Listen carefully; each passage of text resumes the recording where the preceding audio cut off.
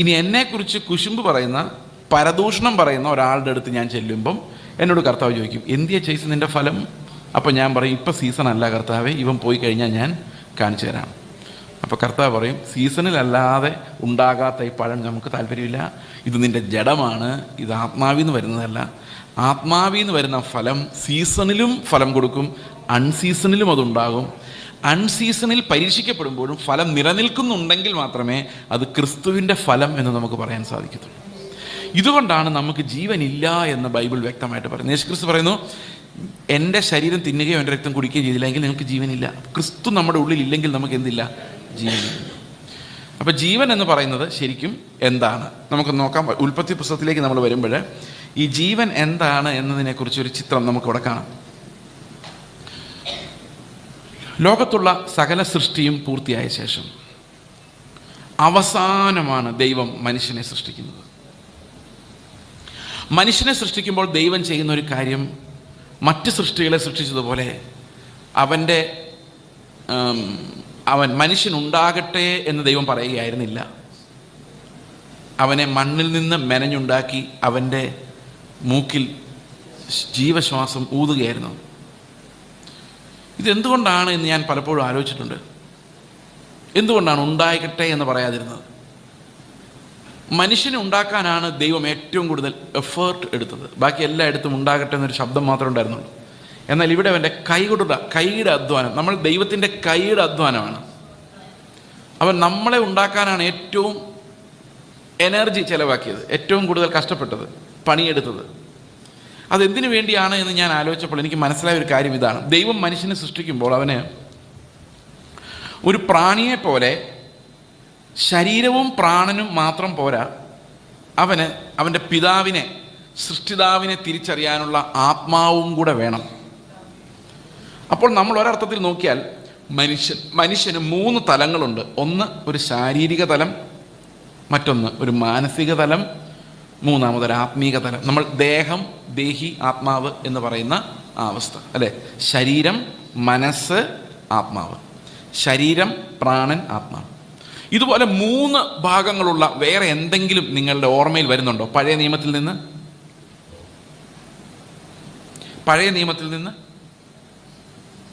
ദൈവം ഒരു ദേവാലയം പണിയാൻ പറയുമ്പോൾ അതിനും 3 ഭാഗങ്ങളാണുള്ളത് അല്ലേ? എന്തൊക്കെയാണ്? അതിവിശുദ്ധ സ്ഥലം, വിശുദ്ധ സ്ഥലം, പ്രാകാരം. ഇപ്പം നമ്മൾ വെളിയിൽ നിന്ന് നോക്കിയാൽ ആദ്യം കാണുന്ന പ്രാകാരം. അതുപോലെ നമ്മുടെ പ്രാകാരമാണ് നമ്മുടെ ശരീരം. ഓക്കെ. പിന്നെ അതിനടുത്തേക്ക് ചെന്ന് കഴിഞ്ഞാൽ മനസ്സ്, വിശുദ്ധ സ്ഥലം. മനസ്സ് വിശുദ്ധമായിരിക്കണം, നമുക്കറിയാം, വിശുദ്ധ സ്ഥലം. എന്നാൽ ദൈവത്തിൻ്റെ തേജസ് ഇറങ്ങി വരുന്നത് അതിവിശുദ്ധ സ്ഥലത്താണ്. അത് നമ്മുടെ ആത്മാവാണ്. അപ്പം ദൈവം സത്യത്തിൽ മെനഞ്ഞുണ്ടാക്കിയത് അവന് വസിക്കാനുള്ള ഒരാലയമാണ്. ആ ആലയത്തിൻ്റെ അതിവിശുദ്ധ സ്ഥലം അവന് അധിവസിക്കാനുള്ള സിംഹാസനമായിരുന്നു ആത്മാവ് എന്ന് പറയുന്നത്. ഇങ്ങനെയാണ് മനുഷ്യൻ്റെ രൂപകൽപ്പന. അതേ രീതിയിലാണ്. അതുകൊണ്ടാണ് യേശുക്രിസ്തു പറയുന്നത്, ഈ മന്ദിരം പൊളിപ്പിൻ. അപ്പോൾ യെരുശലേം മന്ദിരവുമായിട്ടാണ് യേശു തൻ്റെ ശരീരത്തെ ഉപമിക്കുന്നത്. മനുഷ്യൻ്റെ ശരീരം ദൈവത്തിൻ്റെ ആലയം എന്ന് പറയുമ്പോൾ ഈ 3 ഘടകങ്ങളും ഒരേ യൂണിറ്റിയിൽ പ്രവർത്തിക്കുമ്പോഴാണ് അത് ദൈവത്തിൻ്റെ പെർഫെക്റ്റ് ആലയമായിട്ട് മാറുന്നത്. അപ്പോൾ ആത്മാവും ദേഹിയും ദേഹവുമുള്ളൊരു മനുഷ്യനെ ദൈവം എന്തുകൊണ്ട് കൈകൊണ്ട് മെനഞ്ഞെടുത്തു എന്ന് ചോദിച്ചു കഴിഞ്ഞാൽ, അവന് ഈ സൃഷ്ടിയെ നിയന്ത്രിക്കാനും ഭരിക്കാനും അവൻ്റെ രാജ്യം സ്ഥാപിക്കാനും മനുഷ്യനിൽ അധിവസിച്ച് മനുഷ്യനിലൂടെ അത് ചെയ്യുവാനുള്ള ദൈവത്തിൻ്റെ പദ്ധതിയുടെ ഭാഗമാണ് ഈ കൈകൊണ്ട് മെനഞ്ഞുണ്ടാക്കുന്ന ഒരു സ്പെഷ്യൽ സൃഷ്ടിയായ മനുഷ്യൻ.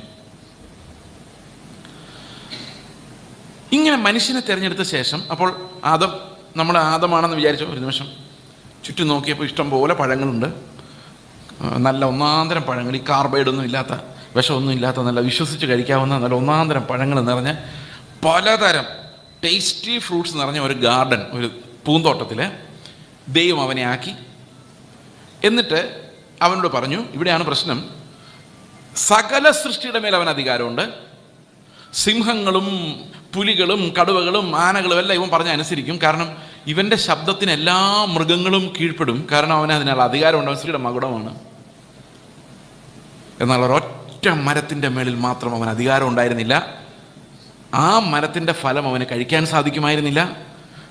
അതിൻ്റെ പേരാണ് നന്മ തിന്മകളുടെ തിരിച്ചറിവിൻ്റെ ഫലമുള്ള ആ വൃക്ഷം. ഇതൊരു പക്ഷെ നിങ്ങൾ അവിശ്വാസികളായിരുന്ന കാലത്ത് ഒരു പക്ഷെ ഒരു വലിയ ചോദ്യമായിരുന്നിരിക്കാം.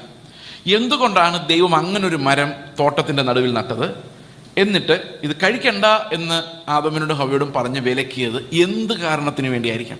പല ആളുകളും വിചാരിക്കുന്നത് അവൻ്റെ അനുസരണം പരിശോധിക്കായിരുന്നു എന്നാണ്. ഞാൻ അങ്ങനെ വിചാരിക്കുന്നില്ല. തക്കതായ കാരണങ്ങൾ ദൈവത്തിന് ഉണ്ടായിരുന്നു. ഈ നന്മ തിന്മകളുടെ തിരിച്ചറിവിൻ്റെ വൃക്ഷം എന്ന് പറയുന്നത് ശരിക്കും ഒരു നല്ല വൃക്ഷമാണ്. അതെന്തുകൊണ്ട് നല്ല വൃക്ഷമാണെന്ന് ഞാൻ പറഞ്ഞുതരാം. നമ്മുടെ വീട്ടിലൊരു കൊച്ചു കുഞ്ഞുണ്ടാകുമ്പോൾ ഈ കുഞ്ഞിന് നന്മയും തിന്മയൊന്നും അറിയത്തില്ല. 40-45 ദിവസമാകുമ്പം ആ കുഞ്ഞ് അമ്മയെ നോക്കി ചിരിക്കും. അപ്പോൾ അമ്മയെ മനസ്സിലാവും. പിന്നെ ആ കുഞ്ഞിൻ്റെ ലോകത്തിൽ ഈ അമ്മയുണ്ട്. അമ്മയെ മാത്രമേ അറിയുള്ളൂ, നന്മയും തിന്മയൊന്നും അറിയത്തില്ല. അമ്മ എന്ത് പറയുന്നു അതാണ് നന്മ, അമ്മ എന്ത് പറയുന്നില്ല അതാണ് തിന്മ. ഇത്രയാ കുഞ്ഞ് പഠിച്ച് വരുന്നത്. അപ്പം അവൻ വളർന്ന് ഓരോ അവൻ്റെ ബുദ്ധി വികസിക്കുമ്പോൾ, അവൻ്റെ ബന്ധങ്ങൾ വളരുമ്പോൾ അമ്മയുടെ കൂടെ അപ്പൻ വരും, സഹോദരങ്ങൾ വരും, വല്യമ്മ വരും, വല്യപ്പൻ വരും. അവൻ്റെ ലോകം വലുതായി വരുമ്പം ഇവൻ ലോകത്തിൽ ജ്ഞാനം പ്രാപിച്ചു വരുമ്പം ഇവന് ഏറ്റവും അത്യാവശ്യമുണ്ട് എന്ന് ഞാൻ വിചാരിക്കുന്ന ജ്ഞാനം നന്മ തിന്മകളുടെ തിരിച്ചറിവാണ്. ഈ നന്മ തിന്മകളുടെ തിരിച്ചറിവ് ഈ കുഞ്ഞിനുണ്ടായില്ലെങ്കിൽ എന്ത് സംഭവിക്കും? ഈ കുഞ്ഞ് എപ്പോഴും ഒരു അഡൽട്ട് സൂപ്പർവിഷൻ, അതായത് ഒരു മുതിർന്ന ആളുടെ കെയറിൽ മാത്രമേ കുഞ്ഞിന് ജീവിക്കാൻ പറ്റത്തുള്ളൂ. നന്മയും തിന്മയും തിരിച്ചറിയുന്ന പ്രായം വരെ ഒരു കുഞ്ഞിനെ പരിപാലിക്കാൻ എപ്പോഴും അവൻ്റെ കൂടെ ഒരു മുതിർന്ന വ്യക്തി ഉണ്ടായിരിക്കണം. അതുകൊണ്ട് കുഞ്ഞുങ്ങളുള്ളവർ ലീവ് എടുത്ത് വീട്ടിലിരിക്കും. കുഞ്ഞിന് സ്കൂളിൽ വിട്ടിട്ട് ജോലിക്ക് പോകാമെന്ന് അമ്മമാർ തീരുമാനിക്കും. കാരണം എന്താണെന്ന് വെച്ച് കഴിഞ്ഞാൽ ഇവന് ഒറ്റയ്ക്ക് വിട്ടിട്ട് പോകാൻ പറ്റത്തില്ല. അതിൻ്റെ കാരണം ഇവന് തീ ഏതാ, വെള്ളം ഏതാ, ചെയ്യേണ്ടാത്തത് എന്താണെന്നൊന്നും അറിയില്ല. അപ്പോൾ ഒരു പക്ഷേ എൻ്റെ വീട്ടിൽ അങ്ങനൊരു കുഞ്ഞും ഒരു മരവും ഉണ്ടായിരുന്നെങ്കിൽ ഞാൻ തീർച്ചയായിട്ടും ഈ കുഞ്ഞിനെ പഴം പറിച്ചു കൊടുത്തേനെ. കാരണം പഴം പറിച്ചു കൊടുത്തായിരുന്നു ഈ കുഞ്ഞിന് എന്ത് മനസ്സിലായിക്കൊണ്ടേനെ? നല്ലതും ചീത്ത എന്താണെന്ന് മനസ്സിലായിക്കൊണ്ടേനെ. നല്ലതും ചീത്ത എന്താണെന്ന് മനസ്സിലായി കഴിഞ്ഞാൽ ഇവനെ വീട്ടിൽ വിട്ടിട്ട് എനിക്ക് ജോലിക്ക് പോയിരുന്നു. മനസ്സിലായോ? എൻ്റെ അത്യാവശ്യം എന്താണെന്ന്? വളരെ അത്യാവശ്യമായിരുന്നു നമുക്ക്. കാരണം നമ്മുടെ കുഞ്ഞുങ്ങൾ വളരെ ചെറുപ്പത്തിലെ നന്മയും തിന്മയും മനസ്സിലാക്കിയാൽ പിന്നെ നമുക്കുള്ള പ്രയോജനം എന്താണെന്ന് വെച്ച് കഴിഞ്ഞാൽ ഇവനെ അവൻ്റെ വഴിക്ക് വിട്ടിട്ട് നമുക്ക് നമ്മുടെ വഴിക്ക് പോകാം. എത്രവർക്ക് മനസ്സിലായി ഞാൻ പറഞ്ഞ്? പക്ഷെ ദൈവത്തിൻ്റെ പ്രത്യേകത എന്താണെന്നറിയോ? ദൈവത്തിന് അങ്ങനെ അവൻ്റെ വഴിക്ക് പോകാനൊരു വഴി കണ്ടിട്ടുണ്ടായിരുന്നില്ല. ആദമിനെ അവൻ്റെ വഴിക്ക് വിടാനും ദൈവം ഉദ്ദേശിച്ചിട്ടുണ്ടായിരുന്നില്ല. ആദമിനോട് ദൈവം പറഞ്ഞത്, നിന്റെ കൂടെ ഞാൻ എപ്പോഴും ഇരിക്കാം, ഞാൻ നിന്നെ സൂപ്പർവൈസ് ചെയ്തോളാം, നിന്റെ ഉള്ളിൽ ആത്മാവ് ഉള്ളത് കൊണ്ട് എന്താ ചെയ്യേണ്ടതെന്ന് ഞാൻ പറഞ്ഞു തന്നോളാം, ഞാൻ പറയുന്ന പോലെ നീ ചെയ്താൽ മതി. അപ്പം നിനക്ക് ജീവിക്കാൻ നന്മ തിന്മയൊന്നും അറിയണ്ട, ഈ അപ്പനെ അറിഞ്ഞാൽ മതി, അപ്പം പറയുന്ന അങ്ങ് ചെയ്താൽ മതി. ഈ അപ്പനെ അറിയുന്നതും നന്മ തിന്മ അറിയുന്നതും രണ്ടും രണ്ടാ. ഇപ്പം രാവിലെ ഉദാഹരണത്തിന് അപ്പൻ രാവിലെ എന്നോട് പറയാണ്, എടാ പോയി ഒരു 2 പാക്കറ്റ് പാല് മേടിച്ചോണ്ട് വാ. സിമ്പിൾ കൽപ്പനയാണ്.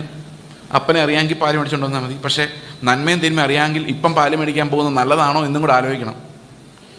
ഇപ്പം പാല് മേടിക്കാൻ പോയാൽ അതിൻ്റെ കോൺസിക്വൻസ് എന്താണ്? പിന്നെ രണ്ടാമത് അമ്മ വേറെ വല്ലതും പറഞ്ഞു വിടാൻ കട തുറക്കുമ്പം പോയി മേടിക്കേണ്ട, അതിൻ്റെ കൂടെ മേടിച്ചാൽ മതിയോ? ഇങ്ങനെ പല ആലോചനകൾ വരും. കാരണം നന്മയും തിന്മ എനിക്കറിയാവുന്നതുകൊണ്ട് പ്രോസസ്സ് ചെയ്ത് കഴിഞ്ഞാൽ അവസാനം ഞാൻ തീരുമാനിക്കും ഇപ്പം പോകുന്ന ഉചിതമല്ല. അപ്പം രണ്ടും രണ്ടാണ്. ഇപ്പം എന്നോട് ദൈവം പറയാണ്, നീ കുണ്ടറയിലെ പ്രസംഗം രാവിലെ പ്രസംഗിച്ചല്ലോ, നിർത്തിക്കോ, നേരെ കാശ്മീരിന് വിട്ടോ, നിൻ്റെ അടുത്ത ശുശ്രൂഷ എവിടെയാണെന്ന് പറഞ്ഞാൽ ഞാൻ നേരെ ബാഗും ചുമന്ന് അവിടെ റെയിൽവേ സ്റ്റേഷനിലോട്ട് പോയി പുനലൂരോ കൊട്ടാരക്കരയോ അല്ല എവിടെയെങ്കിലും ഇറങ്ങി, കൊല്ലത്തോ എവിടെയെങ്കിലും ഇറങ്ങിയിട്ട് നേരെ കാശ്മീരിനോ ട്രെയിൻ കയറും. വീട്ടിൽ പോലും വിളിച്ച് പറയത്തില്ല. കാരണം എന്താ?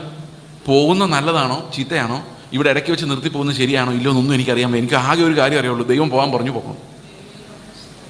ഇപ്പം ദൈവം എന്നോട് പറഞ്ഞാൽ ഞാൻ ആലോചിക്കും, അവിടെ പോയ എൻ്റെ പിള്ളേരുടെ ഗതി എന്താവും, ഏത് സ്കൂളിൽ പഠിപ്പിക്കും, അവിടെ ബോംബിട്ട എൻ്റെ കാര്യം എന്തായി തീരും, എത്ര നാൾ ജീവിക്കാൻ പറ്റും, അവിടുത്തെ കാലാവസ്ഥ എനിക്ക് സഹിക്കാൻ പറ്റുമോ, അവിടെ CBSE സ്കൂളുണ്ടോ, അവിടെ ഹോസ്പിറ്റലുണ്ടോ, നന്മയും തിന്മയും എല്ലാം കൂടെ ചകഞ്ഞ് അവസാനം ഞാൻ ദൈവത്തോട് പറയും, വേറെ ആരെങ്കിലും ഉണ്ടോ എന്ന് നോക്ക് കർത്താവേ, എന്നെ കൊണ്ട് പ്രയാസമാണ്. കാരണം അനുസരണത്തിൻ്റെ ഏറ്റവും വലിയ തടസ്സം എന്ന് പറയുന്നത് നമുക്ക് നന്മയും തിന്മയും അറിയാം എന്നുള്ളതാണ്. ഇതറിഞ്ഞില്ലായിരുന്നെങ്കിൽ നമ്മൾ ദൈവത്തെ പൂർണ്ണമായിട്ടും ആശ്രയിച്ച് ജീവിച്ചേനെ.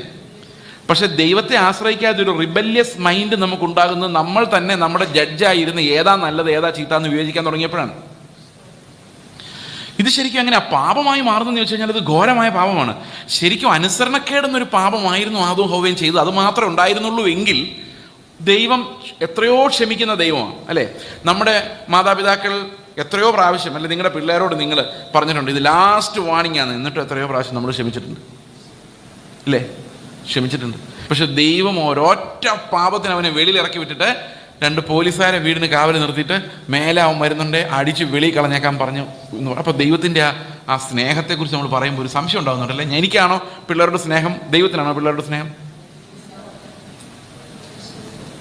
അല്ലേ? അപ്പോൾ ഇവിടുത്തെ പ്രശ്നം ശരിക്കും അനുസരണക്കേട് മാത്രമല്ല, അനുസരണക്കേടാണ് ഇത് വരുത്തി വെച്ചത്. പക്ഷെ അനുസരണക്കേട് മാത്രമേ അവിടെ ഉണ്ടായുള്ളൂ ദൈവത്തിന് അവരോട് ക്ഷമിക്കാൻ പറ്റുമായിരുന്നു. പക്ഷെ അവിടുത്തെ പ്രോബ്ലം എന്താണെന്ന് വെച്ച് കഴിഞ്ഞാൽ ഇവൻ അനുസരണക്കേട് കൊണ്ട് വരുത്തി വെച്ചത് ഒരു വലിയ രോഗമാണ്.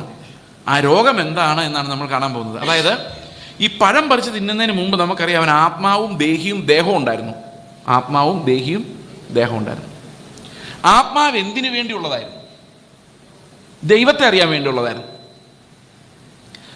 അപ്പോൾ അവൻ എല്ലാത്തിനും ദൈവത്തെ ആശ്രയിക്കണം. രാവിലെ എഴുന്നേറ്റ് പല്ല് തേക്കണോ വേണ്ടയോ, ദൈവം പറഞ്ഞാലേ അവന് പല്ല് തേക്കാൻ പറ്റത്തുള്ളൂ. ആത്മാവിൽ വേറെ നന്മ തിന്മയൊന്നും അറിയത്തില്ലേ. പല്ലു തേച്ചില്ലെങ്കിൽ പല്ലിൽ പുഴു വരുമെന്നൊന്നും അവൻ അറിയാൻ വയ്യ. അവനാകെ എന്ത് മാത്രമേ അറിയുള്ളൂ, ദൈവം എന്ത് പറയുന്നത് മാത്രമേ അറിയത്തുള്ളൂ. അപ്പോൾ പൂർണ്ണമായിട്ട് നമുക്ക് ദൈവത്തെ ആശ്രയിച്ചേ പറ്റുള്ളൂ. കാരണം നമുക്ക് സ്വന്തമായൊരു നോളജ് ഇല്ല. അങ്ങനെ ഇരിക്കെ പിശാച് വന്ന് ഇവനോട് പറയാണ്, നീ ഇങ്ങനെ മണ്ടനായിട്ട് ജീവിച്ചോ, എല്ലാത്തിനും ദൈവം. രാവിലെ എഴുന്നേക്കണമെങ്കിൽ ദൈവം, കിടക്കണമെങ്കിൽ ദൈവം, പ്രാർത്ഥിക്കണമെങ്കിൽ ദൈവം, അങ്ങോട്ട് തിരിയണ ദൈവം, ഇങ്ങോട്ട് തിരിയണ ദൈവം. നീ വെറും അടിമയാണ്. നീ ഇങ്ങനെ മണ്ടനായിട്ട് ജീവിക്കാതെ ഞാനൊരു ബുദ്ധി പറഞ്ഞുതരാം. നിനക്ക് ദൈവത്തെ പോലെ സ്വന്തമായി തീരുമാനങ്ങൾ എടുക്കുന്ന രാജാവായി മാറണോ? നിന്റെ ജീവിതത്തിൽ എന്ത് ചെയ്യണം നിനക്ക് തന്നെ തീരുമാനിക്കണം. അപ്പോൾ ഈ പഴം തിന്നാ അങ്ങനെ ആകും. അപ്പം അതോ ഹവൻ പറഞ്ഞു കാണും, ഹവ പറഞ്ഞു കാണും, പറഞ്ഞല്ലോ ഇത് തിന്നാ മരിക്കും. അപ്പോൾ ഉടനെ സാത്താൻ പറഞ്ഞു, മരിക്കുമൊന്നുമില്ല. മരിക്കുമോ? തിന്നാ മരിക്കുമോ? തിന്നിട്ട് അവർ മരിച്ചില്ലല്ലോ. ആര് പറഞ്ഞായിരുന്നു ശരി? ദൈവം പറഞ്ഞായിരുന്നു ശരി, സാത്താൻ പറഞ്ഞായിരുന്നു ശരി? ദൈവം പറഞ്ഞായിരുന്നു. പക്ഷെ അവർ മരിച്ചില്ല. അവർക്ക് സംഭവിച്ചത് അത് ഞാൻ വിശദീകരിക്കാം. ആത്മാവ് പോയി എങ്ങനെ പോയത്? ഇപ്പോൾ അവരൊരു ചോയ്സ് അവരുടെ മുമ്പിലുണ്ട്. ഒന്നുകിൽ ദൈവത്തെ അനുസരിച്ച് ദൈവം പറയുന്ന മാത്രം കേട്ട് ജീവിക്കാം, അല്ലെങ്കിൽ നന്മ തിന്മകളുടെ അടിസ്ഥാനത്തിൽ ജീവിക്കാം. പഴം പറിച്ചു തന്നവർക്ക് എന്ത് ജ്ഞാനം ഉണ്ടാകുന്നേ? നന്മ തിന്മകളുടെ ജ്ഞാനം ഉണ്ടാകും. അപ്പോൾ ജീവിക്കാൻ 2 വഴിയുണ്ട്. ഒന്നുകിൽ ദൈവം പറയുന്ന മാത്രം കേട്ട് ആശ്രയിച്ച് ജീവിക്കുക. അപ്പോൾ രാവിലെ എഴുന്നേറ്റാൽ കിടക്കുന്നവരെ നമുക്ക് ദൈവം ഇല്ല, അതൊരു പണി നടക്കില്ല. ദൈവം ഇല്ലാതെ അങ്ങോട്ട് തിരിയണേ ദൈവം വേണം എന്ന് പറഞ്ഞാൽ അത്ര ആശ്രയത്വം. എന്നാൽ വേറൊരു വഴി എന്താണെന്ന് വെച്ച് കഴിഞ്ഞാൽ നമുക്ക് തന്നെ നന്മയും തിന്മയും ശോധന ചെയ്ത് നമുക്ക് ദൈവത്തിൻ്റെ സഹായം ഇല്ലാതെ തന്നെ കാര്യങ്ങൾ തീരുമാനിച്ച് സ്വതന്ത്രരായി ജീവിക്കാം. സത്യത്തിൽ പിശാച് അവനോട് പറയുന്നത് പിശാചിനെ ആരാധിക്കണമെന്നൊന്നുമല്ല, നീ ദൈവത്തിൽ നിന്നും സ്വതന്ത്രനായിട്ട് നിന്റെ ഇഷ്ടത്തിന് ജീവിക്കുന്ന എനിക്കൊന്ന് കണ്ടാൽ മതി. എന്തൊരു സ്നേഹമല്ലേ?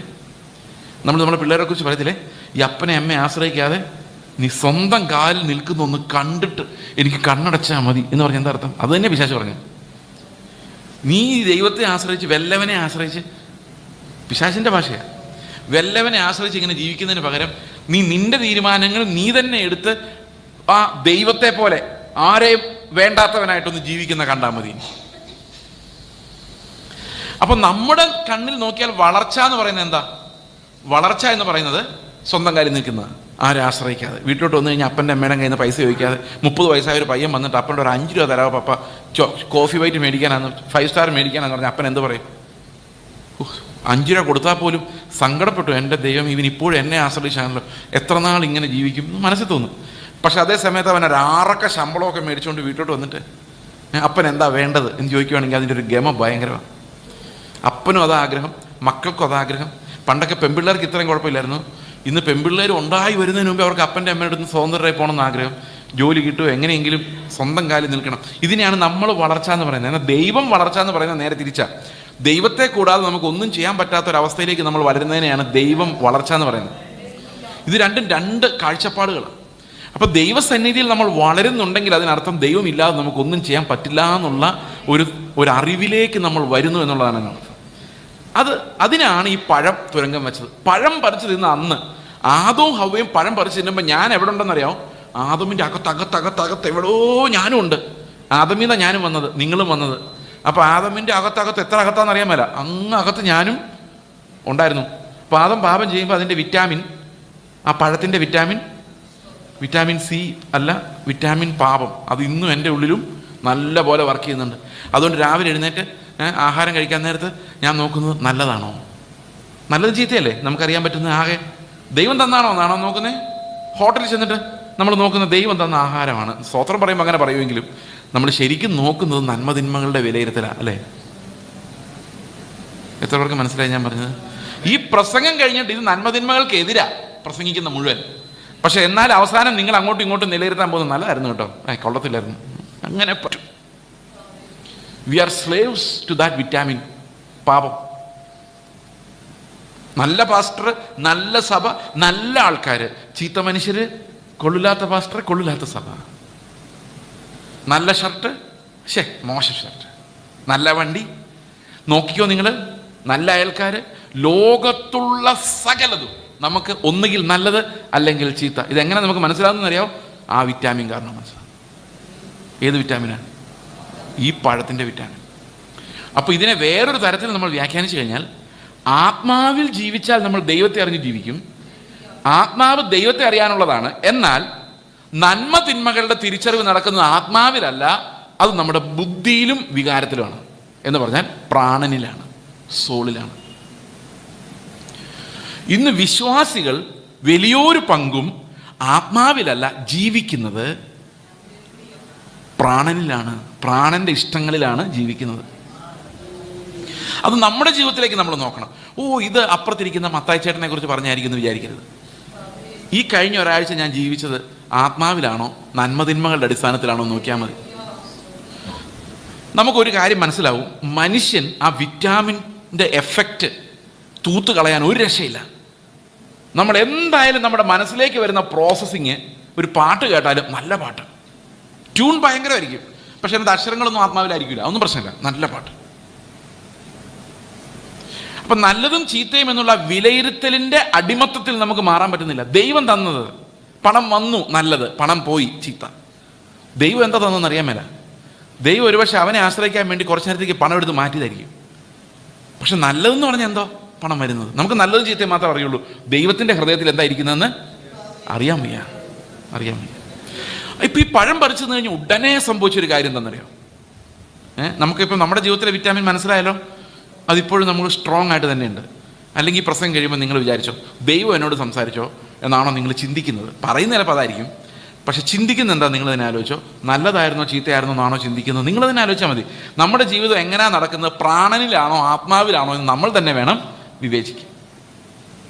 ഓക്കെ, ഈ വിവേചനത്തിലാണ് നമ്മൾ ഈ സെഷൻ 5-ാം ദിവസം അവസാനിപ്പിക്കാൻ പോകുന്നത്. കാരണം ഏറ്റവും ഉന്നതമായ ദൈവിക ജ്ഞാനം എന്ന് പറയുന്നത് പ്രാണനിലുള്ളത് എന്താണ്, ആത്മാവിലുള്ളത് എന്താണെന്ന് വേർതിരിക്കാൻ നമുക്ക് കഴിയുന്നതാണ്.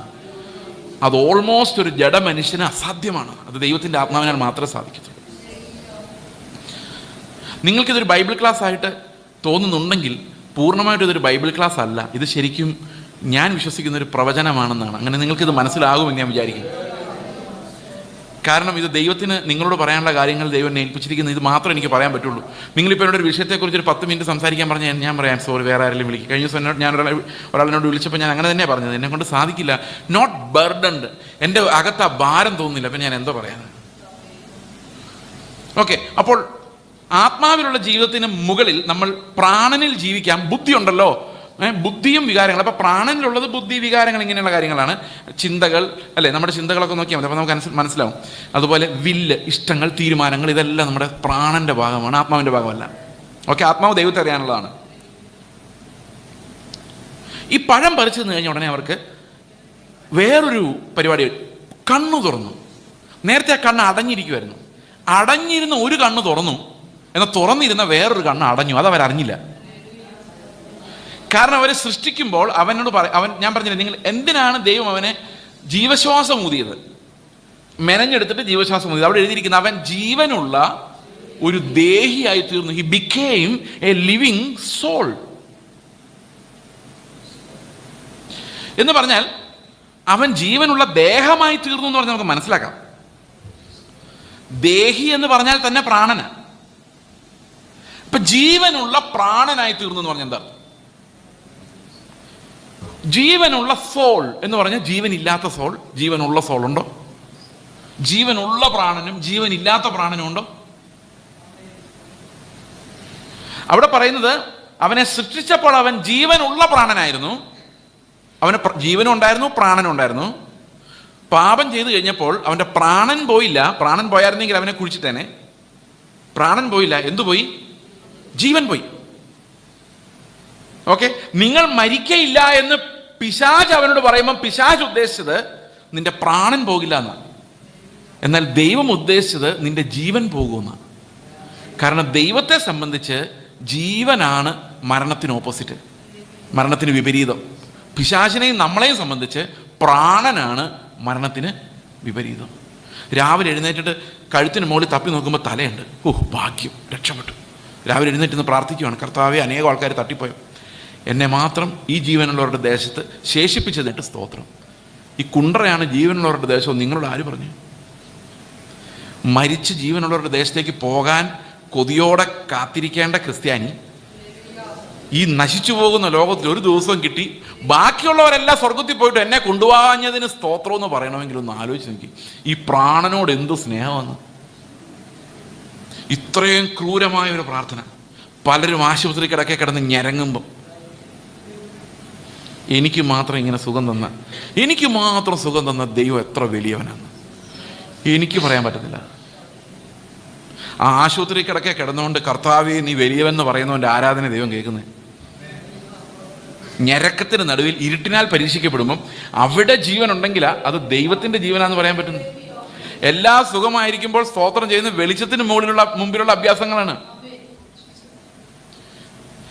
ഇപ്പൊ നമ്മളെ സംബന്ധിച്ച് പ്രാണൻ പോകാതെ പിടിച്ചു നിർത്താൻ വേണ്ടിയുള്ള എല്ലാ അഭ്യാസങ്ങളും നമ്മൾ ചെയ്യും. പക്ഷെ ജീവൻ പോയോ ഉണ്ടോ വന്നോ അറിയാൻ പോലും ഒരു വഴി നമുക്കില്ല. സമ്മതിച്ചോ ഞാൻ പറഞ്ഞത്? അപ്പോൾ ഇവിടെ സംഭവിക്കുന്നത് ജീവനുള്ള ദേഹിയായി തീർന്നു. അവൻ്റെ ജീവൻ പോയത് അവൻ അറിഞ്ഞു പോലുമില്ല. പ്രാണൻ പോയായിരുന്നെങ്കിൽ അവൻ ബഹളം വെച്ചേനെ, അല്ലെ മറ്റേ ആൾ ബഹളം വെച്ചേനെ, കൂടെയുള്ള ആൾ അല്ലേ. പ്രാണൻ പോയവന് ബഹളം വയ്ക്കാൻ പറ്റത്തില്ല, പക്ഷെ അടുത്തുള്ളവൻ ബഹളം വെച്ചു. അപ്പോൾ ഇവർ കണ്ണ് തുറന്നു കഴിഞ്ഞപ്പോൾ ആദ്യം കണ്ടത് ഏത് കണ്ണ്?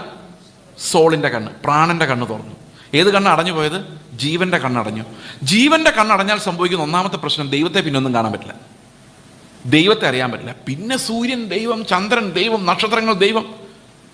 ഇനി പാപത്തെക്കുറിച്ച് കൂടുതൽ കാണുമ്പം ദൈവം ആരാണെന്നുള്ള വിലയിരുത്തൽ പോലും പ്രാണനിലാണ് നിങ്ങൾ ചെയ്യുന്നതെങ്കിൽ യഥാർത്ഥ ദൈവത്തിൽ എത്തത്തില്ല. ദൈവത്തെ തിരിച്ചറിയാൻ ആത്മാവിന് മാത്രമേ സാധിക്കുള്ളൂ. നിങ്ങൾ ഇപ്പോഴും നന്മതിന്മകളുടെ ലോകത്തിലാണെങ്കിൽ നിങ്ങൾക്ക് ദൈവം ആരാണെന്ന് പോലും മനസ്സിലാവില്ല. നിങ്ങളുടെ പ്രാണനിൽ നിങ്ങൾ അന്വേഷിച്ച് കണ്ടെത്തുന്ന ദൈവം യഥാർത്ഥ ദൈവം ആയിരിക്കില്ല, അത് നിങ്ങൾ തന്നെയായിരിക്കും. അത് നമുക്ക് പറയാം, ഇപ്പം പറയുന്നില്ല കേട്ടോ, അത് വൈകിട്ടത്തേക്ക് ആയിരിക്കും, അല്ലെ എപ്പോഴാണെന്ന് അറിയാൻ വയ്യ, അതൊക്കെ വന്നോളൂ. അപ്പോൾ ഇവർ നഗ്നരാണെന്ന് മനസ്സിലായി. അപ്പോൾ ആദോ ഹവ്വ അങ്ങോട്ടും ഇങ്ങോട്ടും പറഞ്ഞാണ്, ആകെ വൃത്തികേടായല്ലോ, ഈ മനുഷ്യ നഗ്നത എന്ന് പറഞ്ഞ മഹാവൃത്തികെട്ട പരിപാടി. അത് ആഘോഷം നടക്കുന്ന ആൾക്കാരുണ്ട്. ഗ്ലോറി ഇല്ലാത്ത മനുഷ്യ ശരീരം വികൃതമാണ്. അപ്പോൾ ഇവര് ഒരു സൊല്യൂഷൻ കണ്ടുപിടിച്ചു, നമുക്ക് മറയ്ക്കണം, അത്യാവശ്യമാണ്, എത്രയും പെട്ടെന്ന് നമുക്ക് മറയ്ക്കണം. മറയ്ക്കാൻ എന്താ വഴി? ഞാൻ ആലോചിക്കുമായിരുന്നു, അവരൊരു പക്ഷേ ആലോചിച്ചാണ്, ചേമ്പിൻ്റെ ഇല ആയാലോ. അപ്പം ഹവ്വ പറഞ്ഞു കാണുമായിരിക്കും, ഹവ്വയാണല്ലോ ആദ്യം തിന്നത്, അപ്പം ആദ്യം തിന്നയാൾക്ക് വിറ്റാമിൻ കൂടുതൽ വർക്ക് ചെയ്ത് തുടങ്ങി കാണുമായിരിക്കും. ഹവ്വ പറഞ്ഞു കാണും, ചേമ്പിൻ്റെ ഇലയുടെ ഒരു പ്രോബ്ലം ഉണ്ട്, കീറി പോകും പെട്ടെന്ന്, തന്നെയല്ല തുന്നി ചേർത്ത് വെക്കാൻ പറ്റത്തില്ല, നമ്മൾ എപ്പോഴും പിടിച്ചുകൊണ്ട് നടക്കേണ്ടി വരും. വാഴയിലാണെങ്കിൽ അതേ പ്രോബ്ലം ഉണ്ട്. നമുക്ക് ഏറ്റവും നല്ലത് അത്തിയിലയാണ്, അതാണ് തുന്നി ചേർത്ത് തുന്ന. ഭയങ്കര ബുദ്ധിയല്ലേ. അവിടെ പറഞ്ഞിരിക്കുന്നത് അവർ അത്തിയില കൂട്ടി തുന്നി ഒരരയാട ഉണ്ടാക്കിയെന്ന. അത്തിയില കൂട്ടി തുന്നി ഒരരയാട ഉണ്ടാക്കി. അപ്പോൾ ലോകത്തിൽ ആദ്യത്തെ കണ്ടുപിടുത്തം എന്താ? ഫയറാണോ, തീയാണോ, ടയറാണോ? സൂചി നൂലുമാണ് ഫസ്റ്റ് കണ്ടുപിടുത്തം. ഈ സൂചി നൂലും കൂട്ടി അത്തിയില കൊണ്ട് ഉടുപ്പുണ്ടാക്കിയതാണ് ലോകത്തിൽ ആദ്യത്തെ കണ്ടുപിടുത്തം. ഇന്നും നമ്മൾ ഓരോ ദിവസവും രാവിലെ ഉച്ചയ്ക്കും വൈകിട്ടും ഈ സൂചിയും നൂലും അന്വേഷിച്ചുകൊണ്ടാണ് നടക്കുന്നത്. അത് നിങ്ങൾക്ക് മനസ്സിലായില്ല, എനിക്ക് മനസ്സിലായി. ഇന്ന് രാവിലെ സൂചി നൂലും അന്വേഷിച്ചായിരുന്നോ? ഞാൻ പറഞ്ഞ അതെന്താന്ന് അത് മനസ്സിലാക്കണമെങ്കിൽ കുറച്ചുകൂടെ താഴോട്ട് നമ്മൾ വായിക്കുമ്പോൾ കാണുന്നത്, ദൈവം ഇവർ അത്തിയില കൊണ്ട് ഉടുപ്പൊക്കെ ഉണ്ടാക്കിയല്ലോ, ഉടുപ്പൊക്കെ ഉണ്ടാക്കി നല്ല ഡീസൻ്റ് ആയിട്ടിരിക്കുമ്പോഴാണ് ദൈവം ഗാർഡനിൽ വരുന്നത്. ദൈവം ഗാർഡനിൽ വന്നിട്ട് ചോദിക്കുക, ആദമേ മനുഷ്യ നീ എവിടെ? അപ്പോൾ ആദം എന്താ പറയുന്നത്? നിന്റെ ശബ്ദം കേട്ടപ്പോൾ ഞാൻ നഗ്നനായിരുന്നത് കൊണ്ട് ഞാൻ എന്ത് ചെയ്തു? ചെടിയുടെ ചോട്ടിൽ പോയി മറഞ്ഞു, മരത്തിൻ്റെ പുറകിൽ മറഞ്ഞു. അപ്പം എൻ്റെ ചോദ്യം, ഇവർ അരയാട് ഉടുത്തിട്ടുണ്ടായിരുന്നോ ഇല്ലായിരുന്നോ? അരയാട് ഉടുത്തിട്ടുണ്ടായിരുന്നോ ഇല്ലായിരുന്നോ? ഉണ്ട്. അവരുടുത്തു എന്ന് പറഞ്ഞ് നഗ്നത മറച്ച ശേഷമാണ് ദൈവത്തിന്റെ ശബ്ദം കേൾക്കുന്നത്. ദൈവത്തിന്റെ ശബ്ദം കേട്ടപ്പോൾ ഇവർ ഓടി മരത്തിന്റെ പുറകെ മറിഞ്ഞിട്ട് പറയാ, ഞങ്ങൾ നഗ്നരാണ്. അപ്പൊ ഇവർ ഉടുത്തോണ്ടിരുന്ന അരയാടയ്ക്ക് എന്ത് സംഭവിച്ചു? ആ അരയാട, നമ്മളിപ്പോ കൂട്ടി തുന്നിയിട്ടിരിക്കുന്ന ഈ അരയാട മനുഷ്യരുടെ മുൻപിൽ മാത്രമേ നമ്മുടെ നാണം മറയ്ക്കുന്നുള്ളൂ, ദൈവത്തിന് മുമ്പിൽ മറയ്ക്കുന്നില്ല. ഒന്നും കൂടെ വിശദീകരിച്ച് പറഞ്ഞാൽ, നമ്മൾ മനുഷ്യരുടെ മുമ്പിൽ നല്ലവരായി കാണപ്പെടാൻ വേണ്ടി ചിരിക്കുന്ന ചിരിയും, നമ്മൾ ഭയങ്കര പ്രാർത്ഥനക്കാരാണെന്ന് കാണിക്കാൻ വേണ്ടി ചെയ്യുന്ന ദീർഘമായ പാസ്റ്റർ ഹല്ലേലൂയ 10 പ്രാവശ്യം പറഞ്ഞാൽ അവസാനിപ്പിക്കാൻ പറ്റാത്ത പ്രാർത്ഥനയും എല്ലാം നമുക്ക് മറ്റുള്ളവരുടെ മുമ്പിൽ ശോഭിക്കാൻ നമ്മളെ സഹായിക്കുന്നുണ്ട്. എങ്കിലും നമ്മുടെ മതം നമ്മളെ സൽപ്രവർത്തികൾ, വിധവമാർക്ക് വീട് വെച്ച് കൊടുത്തിട്ട് അതിൻ്റെ ഫോട്ടോ എടുത്ത് മനോരമയിൽ ഇടുമ്പോൾ നമ്മുടെ ജഡവും ചുറ്റുമുള്ളവരുടെ ജഡവും എല്ലാം സന്തോഷിക്കുന്നുണ്ടെങ്കിലും, ഇപ്പം യൂത്തുകാരെല്ലാം ഇപ്പോൾ ഈ രക്തം കൊടുക്കൽ പരിപാടിയുണ്ട്. രക്തദാനം, മഹാദാനം, ജീവദാനം, YPക്കാർ, YPക്കാർ, ഇവരുടെയൊക്കെ ക്യാമ്പിനൊക്കെ ഞാൻ പലപ്പോഴും സംസാരിച്ചിട്ടുണ്ട്. ഈ അടുത്ത 25-ാം തീയതി ഒരു ക്യാമ്പുണ്ട് PYPയുടെ. അപ്പോൾ ഈ രക്തദാനം കൊടുത്തിട്ട് ഇങ്ങനെ വരുന്ന ഒരു വരവുണ്ട്. അതുവരെ അവൻ ചെയ്ത പാപം എല്ലാം രക്തദാനത്തിൽ മറഞ്ഞ ആ ഗമയാണ്. കാരണം ഇത് വേറെ ആര് ചെയ്തിട്ടുണ്ടെന്നാ. ഒന്ന് പ്രാർത്ഥിച്ച് കരഞ്ഞു നോക്കി, 1 മാസം പ്രാർത്ഥിക്കാതിരുന്നതിൻ്റെ ക്ഷീണം ആ ഒരൊറ്റ അത്തീല കൊണ്ട് നിങ്ങൾ മറിക്കും. മനുഷ്യൻ അവനൊന്ന് രക്ഷപ്പെടും, മറ്റുള്ളവരുടെ മുമ്പിൽ നിവർന്ന് നിൽക്കാൻ വേണ്ടിയുള്ള ഈ അത്തീലയുടെ അന്വേഷണം രാവിലെ തൊട്ട് വൈകിട്ട് വരെ. ഇതെല്ലാം കൂടെ അണിഞ്ഞൊരു നിപ്പുണ്ട്. എന്നിട്ട് നമ്മളെ പുകഴ്ത്തിയ ആൾക്കാർ പറഞ്ഞു കേട്ടാ, ഈ അത്തീല ഇടുന്നവൻ ഞെളിഞ്ഞ് തന്നെ ഇരിക്കുന്നത്. മഹാദാസൻ, ശ്രേഷ്ഠദാസൻ, വലിയവനായ ദാസൻ, എന്തെല്ലാമാ ചെയ്തിരിക്കുന്നത് അറിയാമെന്ന് ചോദിക്കുമ്പോൾ അത്തിയിലേക്കൊന്ന് ശരിക്കും അഡ്ജസ്റ്റ് ചെയ്തിട്ട് അവൻ്റെ ഇരിപ്പുണ്ട്. പക്ഷെ ദൈവം അവസാനം വന്ന്, ചെയ്സേ നീ എവിടെയും ചോദിക്കുമ്പം, അയ്യോ എനിക്ക് ഒരു തുണിയില്ലേ എന്ന് പറഞ്ഞ് ഞാൻ മരത്തിൻ്റെ ചുറ്റും മറയാതിരിക്കണമെങ്കിൽ എനിക്ക് അത്തീല പോരാ, കുഞ്ഞാടിൻ്റെ നീതിവസ്ത്രം തന്നെ വേണം. നമ്മൾ ഇന്ന് പ്രവൃത്തികളാൽ മറച്ച് പൊതിഞ്ഞു സൂക്ഷിക്കുന്ന ഒരു വികൃത രൂപി നമ്മുടെ ഉള്ളിലുണ്ട്. ഇപ്പോൾ ഞാൻ ഇത് മനസ്സിലാക്കിയത് വളരെ കഠിനമായൊരു പാഠത്തിലൂടെയാണ്. വർഷങ്ങൾക്ക് മുമ്പ് 2007 ഞങ്ങൾ ആന്ധ്രാപ്രദേശിലെ ഓങ്കോൾ എന്ന് പറയുന്ന സ്ഥലത്ത് മിഷണറിമാരായിട്ട്, ഞങ്ങൾ 10 വർഷം ആന്ധ്രയിൽ മിഷണറിമാരായിരുന്നു. ആ സമയത്ത് ഞങ്ങളുടെ വീട്ടിൽ ഒരു സ്ത്രീ കയറി വന്നിട്ട് ഒരു ഭയങ്കരമായ ബഹളം ഉണ്ടാക്കി. ഞങ്ങളുടെ ഒരു കുട്ടിയെ തട്ടിക്കൊണ്ടുപോകാനൊരു ശ്രമമായിരുന്നു. അപ്പോൾ ഇങ്ങനെ വഴക്കുണ്ടായി കഴിഞ്ഞപ്പം ഇവരെന്ത് ചെയ്യുന്നു വെച്ച് കഴിഞ്ഞാൽ, കൈ നിവർത്ത് എൻ്റെ ഭാര്യയുടെ കവിളിൽ 3 അടി അടിച്ചു. ടപ്പ് ടപ്പ് ടപ്പെന്ന് കേട്ടു. അപ്പം ഞാനൊരു 50 മീറ്റർ ദൂരത്തിലിരുന്ന് ഇത് കാണുക. ഒരു സ്ത്രീ വന്ന് കരണക്കുറ്റി നോക്കി 3 അടി. ഈ അടി കണ്ടുകൊണ്ടിരുന്നപ്പോൾ എനിക്ക് ഭയങ്കര സന്തോഷം തോന്നി. അതിൻ്റെ പ്രധാനപ്പെട്ട കാര്യം എന്താണെന്ന് വെച്ച് കഴിഞ്ഞാൽ, സാധാരണഗതിയിൽ ഒരു അടി കൊള്ളുമ്പോൾ നമ്മളൊന്ന് ഒരു റിഫ്ലക്സ് ആക്ഷൻ, ഒന്ന് തള്ളി മാറ്റാനോ ഒന്ന് ഉന്തിയിടാനോ ഒക്കെ ശ്രമിച്ചേക്കാം. എതിർത്തെന്തെങ്കിലും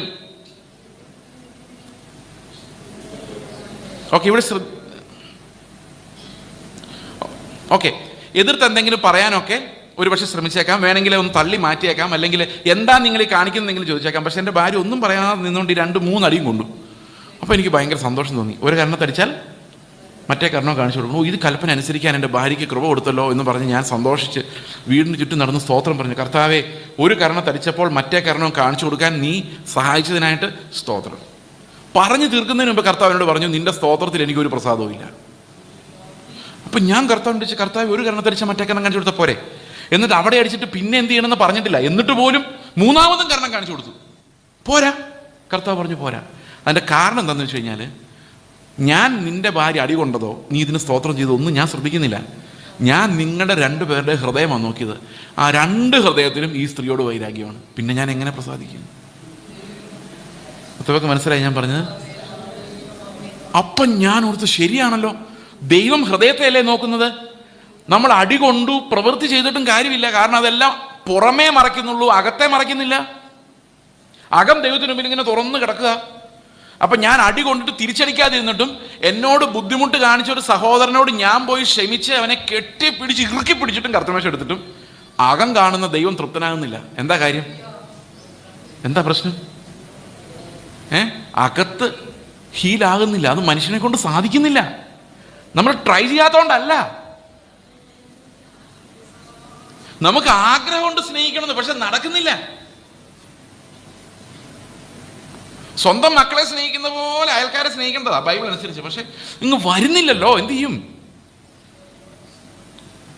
അപ്പം നമുക്ക് അത്തീല വേണ്ടി വരും. എന്താ കാര്യം? അയൽവക്കത്തെ കൊച്ചിനെ കാണുമ്പോൾ അവനോട് പറയും, നിന്നെ എൻ്റെ മോനെ പോലെ. ചുമ്മാതാ, അത്തീലേ അത്. എത്ര പേർക്ക് മനസ്സിലാവുന്നുണ്ട് ഞാൻ പറയുന്നത്? അപ്പം ഞാൻ നിങ്ങളോട് പറഞ്ഞു വരുന്നത്, പാപം എന്ന് പറയുന്നത് ആത്മാവിലല്ലാതെ നമ്മൾ ജഡത്തിൽ ജീവിക്കുന്ന എല്ലാ അവസ്ഥകളും, നമ്മൾ എത്ര സൽപ്രവൃത്തി ചെയ്താലും അതെല്ലാം അത്തീലകൾ മാത്രമായിട്ടേ മാറുന്നുള്ളൂ. ആന്തരികമായി നമ്മൾ ക്ലിയർ ആകുന്നില്ല. നമ്മുടെ നഗ്നത മറയുന്നില്ലാത്തത് കൊണ്ട് നമ്മൾ ദൈവം നോക്കുമ്പോൾ എപ്പോഴും പാപികളായിട്ട് തന്നെ ഇരിക്കുന്നത്. ഞാനിത് വേണമെങ്കിൽ വേറൊരു എക്സാമ്പിൾ ഞാൻ നിങ്ങളോട് പറയാം. നിങ്ങളോട് തന്നെ ഒരു ചോദ്യം ചോദിക്കാം. നിങ്ങൾ ആലോചിച്ച് നോക്കിയേ, ഇവിടെ ഇപ്പം നിങ്ങൾ എത്ര സന്തോഷവും സമാധാനമായിട്ടായിരിക്കും? വീട്ടിലും ഇങ്ങനെ തന്നെയാണോ? ഗസ്റ്റൊക്കെ ഉള്ളപ്പോഴത്തെ കാര്യമല്ല ഞാൻ പറയാം. വീട്ടിൽ ഭാര്യയും ഭർത്താവും മാത്രമുള്ളപ്പോൾ ഇങ്ങനെയാണോ ഇരിക്കുന്നത്, സംസാരിക്കുന്നത്? ആലോചിച്ചാൽ മതി. ഓഫീസിൽ പോയിരിക്കുമ്പോൾ ഇങ്ങനെയാണോ? അതും പോട്ടെ. മാർക്കറ്റിൽ പോയി മീൻ മേടിക്കുമ്പം അവർ ചീഞ്ഞ മീൻ തന്നു 100 രൂപ പറ്റിച്ചിട്ടോ വീട്ടിലോട്ട് വരുമ്പോൾ നിങ്ങളുടെ മനസ്സിങ്ങനെയാണോ? എല്ലാം പല രീതിയിലല്ലേ പെരുമാറുന്നത്, അല്ലേ?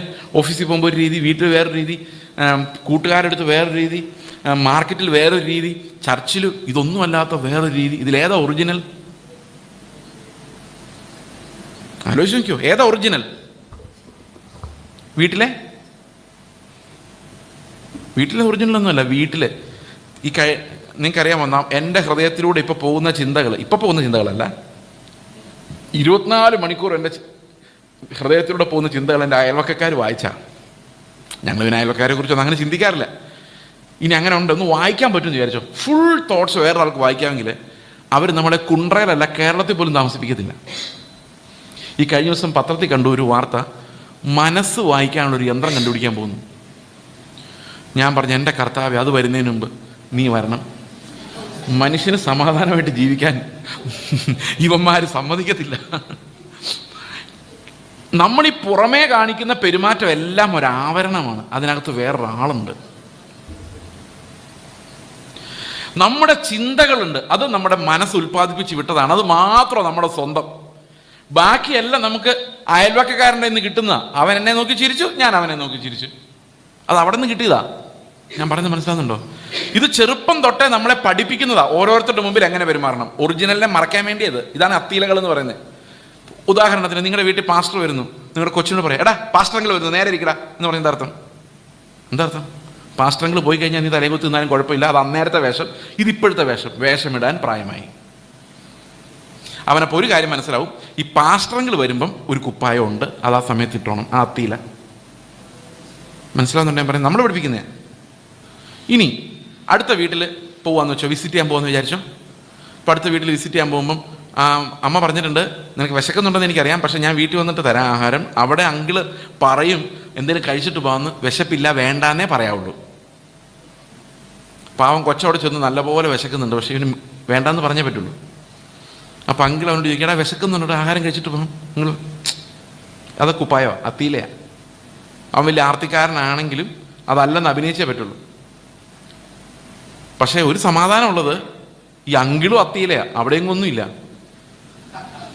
മുഴുവൻ അത്തീല വെച്ചാൽ നമ്മൾ അഡ്ജസ്റ്റ് ചെയ്ത് പോകുന്നത്. ഈ കഴിഞ്ഞ ദിവസം ഞാൻ കർണാടകയിൽ ഒരിടത്ത് പ്രസംഗിച്ചപ്പോൾ നിങ്ങളുടെ സകല ബോഷ്ക്കും വ്യാജഭാവം എടുത്ത് കളയണമെന്നൊരു വാക്യം പറഞ്ഞപ്പം അവിടുത്തെ ഒരു ഉപദേശിയോട് പറഞ്ഞു, ഈ വീട്ടിൽ അത് പറഞ്ഞത് ഭയങ്കരമായിപ്പോയി, കാരണം ഈ വീടിൻ്റെ അവസ്ഥ അതായിരുന്നു. പക്ഷേ അതെന്താ കാര്യം? അവിടുത്തെ ചർച്ചിൽ ഒരു പാസ്റ്റർ പ്രസംഗിക്കാൻ വന്നു. 1-2-3 പാസ്റ്റർമാർ ബാംഗ്ലൂരിൽ നിന്ന്, 2-3 പേരുണ്ട് തോന്നുന്നു, എത്ര പേരെന്ന് കൃത്യമായിട്ട് അറിയത്തില്ല. പാസ്റ്റർ വന്നു. അപ്പോൾ ഒരു ആൻറ്റി വന്ന് ആ പാസ്റ്റർ പറഞ്ഞു, ഇന്ന് ഞങ്ങളുടെ ഉച്ചയ്ക്ക് ഞങ്ങളുടെ വീട്ടിൽ നിന്ന് ആഹാരം കഴിക്കാൻ കേട്ടോ. ചുമ്മാ ആൻറ്റി പറഞ്ഞതാ, ഒരു ഭംഗി വാക്ക്. ഈ പാവം പാസ്റ്റർമാർ അത് വിശ്വസിച്ചു. അന്ന് ചർച്ച കഴിഞ്ഞപ്പം ചർച്ചിൽ പറഞ്ഞു, ഇവിടെ ആഹാരം കഴിച്ചിട്ട് പോകാമെന്ന് പറഞ്ഞപ്പം ഈ പാസ്റ്റർമാർ പറഞ്ഞു, ഞങ്ങളൊരു ആൻറ്റി വിളിച്ചിട്ടുണ്ട്, അവരുടെ വീട്ടിൽ പോകുന്നു. ഇവിടെയും കഴിച്ചില്ല, അവരവിടെ ചെന്നപ്പോൾ അവിടെയില്ല, കാരണം ആൻറ്റി ചുമ്മാ പറഞ്ഞായിരുന്നു. ഈ അത്തീലകളാണ് മൊത്തം. ഈ അത്തീലകൾ ഇല്ലെങ്കിൽ അപ്പം നിങ്ങൾ ചോദിക്കും, അപ്പം ചെറുപ്പത്തിലെ പിള്ളേരെ അഭിനയിക്കാൻ പഠിപ്പിക്കാതിരുന്നാൽ അവസ്ഥ എന്താ? അവൻ വീട്ടിൽ ആഹാരം വേണം, ചിക്കൻ വേണമെന്ന് പറഞ്ഞ് കരയുന്ന പോലെ സ്കൂളിൽ ചെന്ന് കരഞ്ഞാലുള്ള അവസ്ഥ എന്തായിരിക്കും? അവനെ ഒരു അത്തീല ഇല്ലാതെ വളർത്തിയാൽ അവൻ വലുതാവുമ്പോഴേക്കും ഒരു പ്രാകൃത ജീവിയായിരിക്കും. അവനെ നാട്ടുകാർ ഓടിച്ചിട്ട് തല്ലേണ്ടി വരും. അതുകൊണ്ട് മനുഷ്യന്റെ പാപം മനുഷ്യരുടെ മുമ്പിലെങ്കിലും മൂടി വെച്ചാലേ നമുക്ക് ജീവിക്കാൻ പറ്റുള്ളൂ. എത്ര പേർക്ക് മനസ്സിലായി ഞാൻ പറഞ്ഞത്? എന്നാൽ ഈ ചെറുപ്പം തൊട്ട് അത്തീലകൾ ഇടാൻ അറിയാത്ത ഒരു പയ്യനാന്ന് വിചാരിച്ചോ, അവൻ മാവേലെറിഞ്ഞ് മാങ്ങ പറിച്ച് തിന്നും, ആരുടെയെങ്കിലും എന്തെങ്കിലും സാധനം അടിച്ചുകൊണ്ട് പോയി കഴിക്കും, പൈസ. അവൻ അഭിനയിക്കാൻ അറിയത്തില്ല. അവനെ നമ്മൾ പറയും സംസ്കാരമില്ലാത്തവൻ. അപ്പൊ സംസ്കാരം ഉള്ളവനാരാ? ഏറ്റവും നല്ലപോലെ ആർക്ക് അഭിനയിക്കാമോ? വിശക്കുമ്പം വേണ്ട എന്ന് പറയാൻ അറിയാവുന്നവൻ, ദേഷ്യം വരുമ്പോഴും ചിരിക്കുന്നവൻ, രണ്ട് പൊട്ടിരി കൊടുക്കണമെന്ന് ഹൃദയത്തിൽ തോന്നുമ്പോഴും ആ ചിരി മുമ്പിലോട്ട് കൊണ്ടുവരാൻ പറ്റുന്നവനാണ് സംസ്കാരമുള്ളവൻ. എത്ര പേർക്ക് മനസ്സിലാവുന്നുണ്ട്? നമ്മൾ സംസ്കാരമുള്ളവരെല്ലാം ദൈവത്തെ സ്തുതിക്കുക. ഓക്കെ, അപ്പോൾ നമ്മൾ വളരെ കഷ്ടപ്പെട്ട് മനുഷ്യരെ നന്നാക്കുന്നുണ്ട്. പക്ഷെ ദൈവം എപ്പോഴും കാണുന്നത്, നമ്മൾ ആരെയും കാണിക്കാതെ രഹസ്യമാക്കി വെച്ചുകൊണ്ടിരിക്കുന്ന നമ്മുടെ ആന്തരിക മനുഷ്യനെ ദൈവം എപ്പോഴും കണ്ടുകൊണ്ടിരിക്കുന്നു എന്നുള്ളതാണ് ഇതിനകത്ത് ഏറ്റവും വലിയ അപകടകരമായ കാര്യം.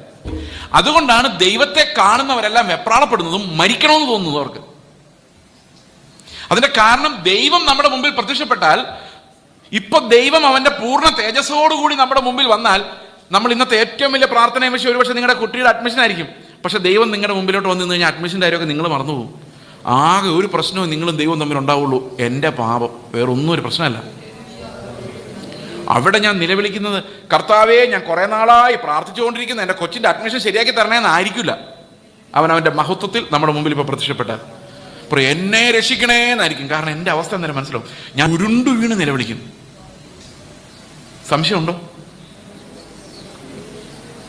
ബൈബിളിൽ മുഴുവൻ നമ്മൾ കാണുന്നതാ. ഈ ആന്തരിക മനുഷ്യൻ എപ്പോൾ ദൈവത്തിന് മുമ്പിൽ അകപ്പെടുന്നോ, ആദം ഓടിയ ഓട്ടം പോലെ എല്ലാ വിശുദ്ധന്മാരും ഓടിയിട്ടുണ്ട്. ഇയ്യോബ് എങ്ങനെ ഓടിയെന്നറിയോ? ഓടിയില്ല. ഇയ്യോബിനെ കുറിച്ചുള്ള സാക്ഷ്യം എന്നെ അത്ഭുതപ്പെടുത്തിയത്, നമുക്കറിയാം ഈ പിശാചിന്റെ വേറൊരു പേര് അപവാദി എന്ന് പറയുന്നത്. അപവാദി ആരെ കുറിച്ച് അവൻ അപവാദം പറഞ്ഞിരിക്കും. ഇപ്പം ഞാനിപ്പോൾ ഒരു ഭിക്ഷക്കാരൻ വന്നപ്പോൾ 500 രൂപ കൊടുത്തെന്ന് വിചാരിച്ചോ. അപ്പം അപവാദി പറയാൻ കണ്ട അവൻ സ്റ്റൈല് കാണിച്ച് അവൻ്റെ ഗമ 500 രൂപ എടുത്ത് കൊടുത്തേക്കുന്നു, കുറ്റം. 10 രൂപ കൊടുത്തുള്ളൂ എന്ന് വിചാരിച്ചോ. പിശുക്കൻ, അവനൊരു 50 രൂപ കൊടുത്തുകൂടെ?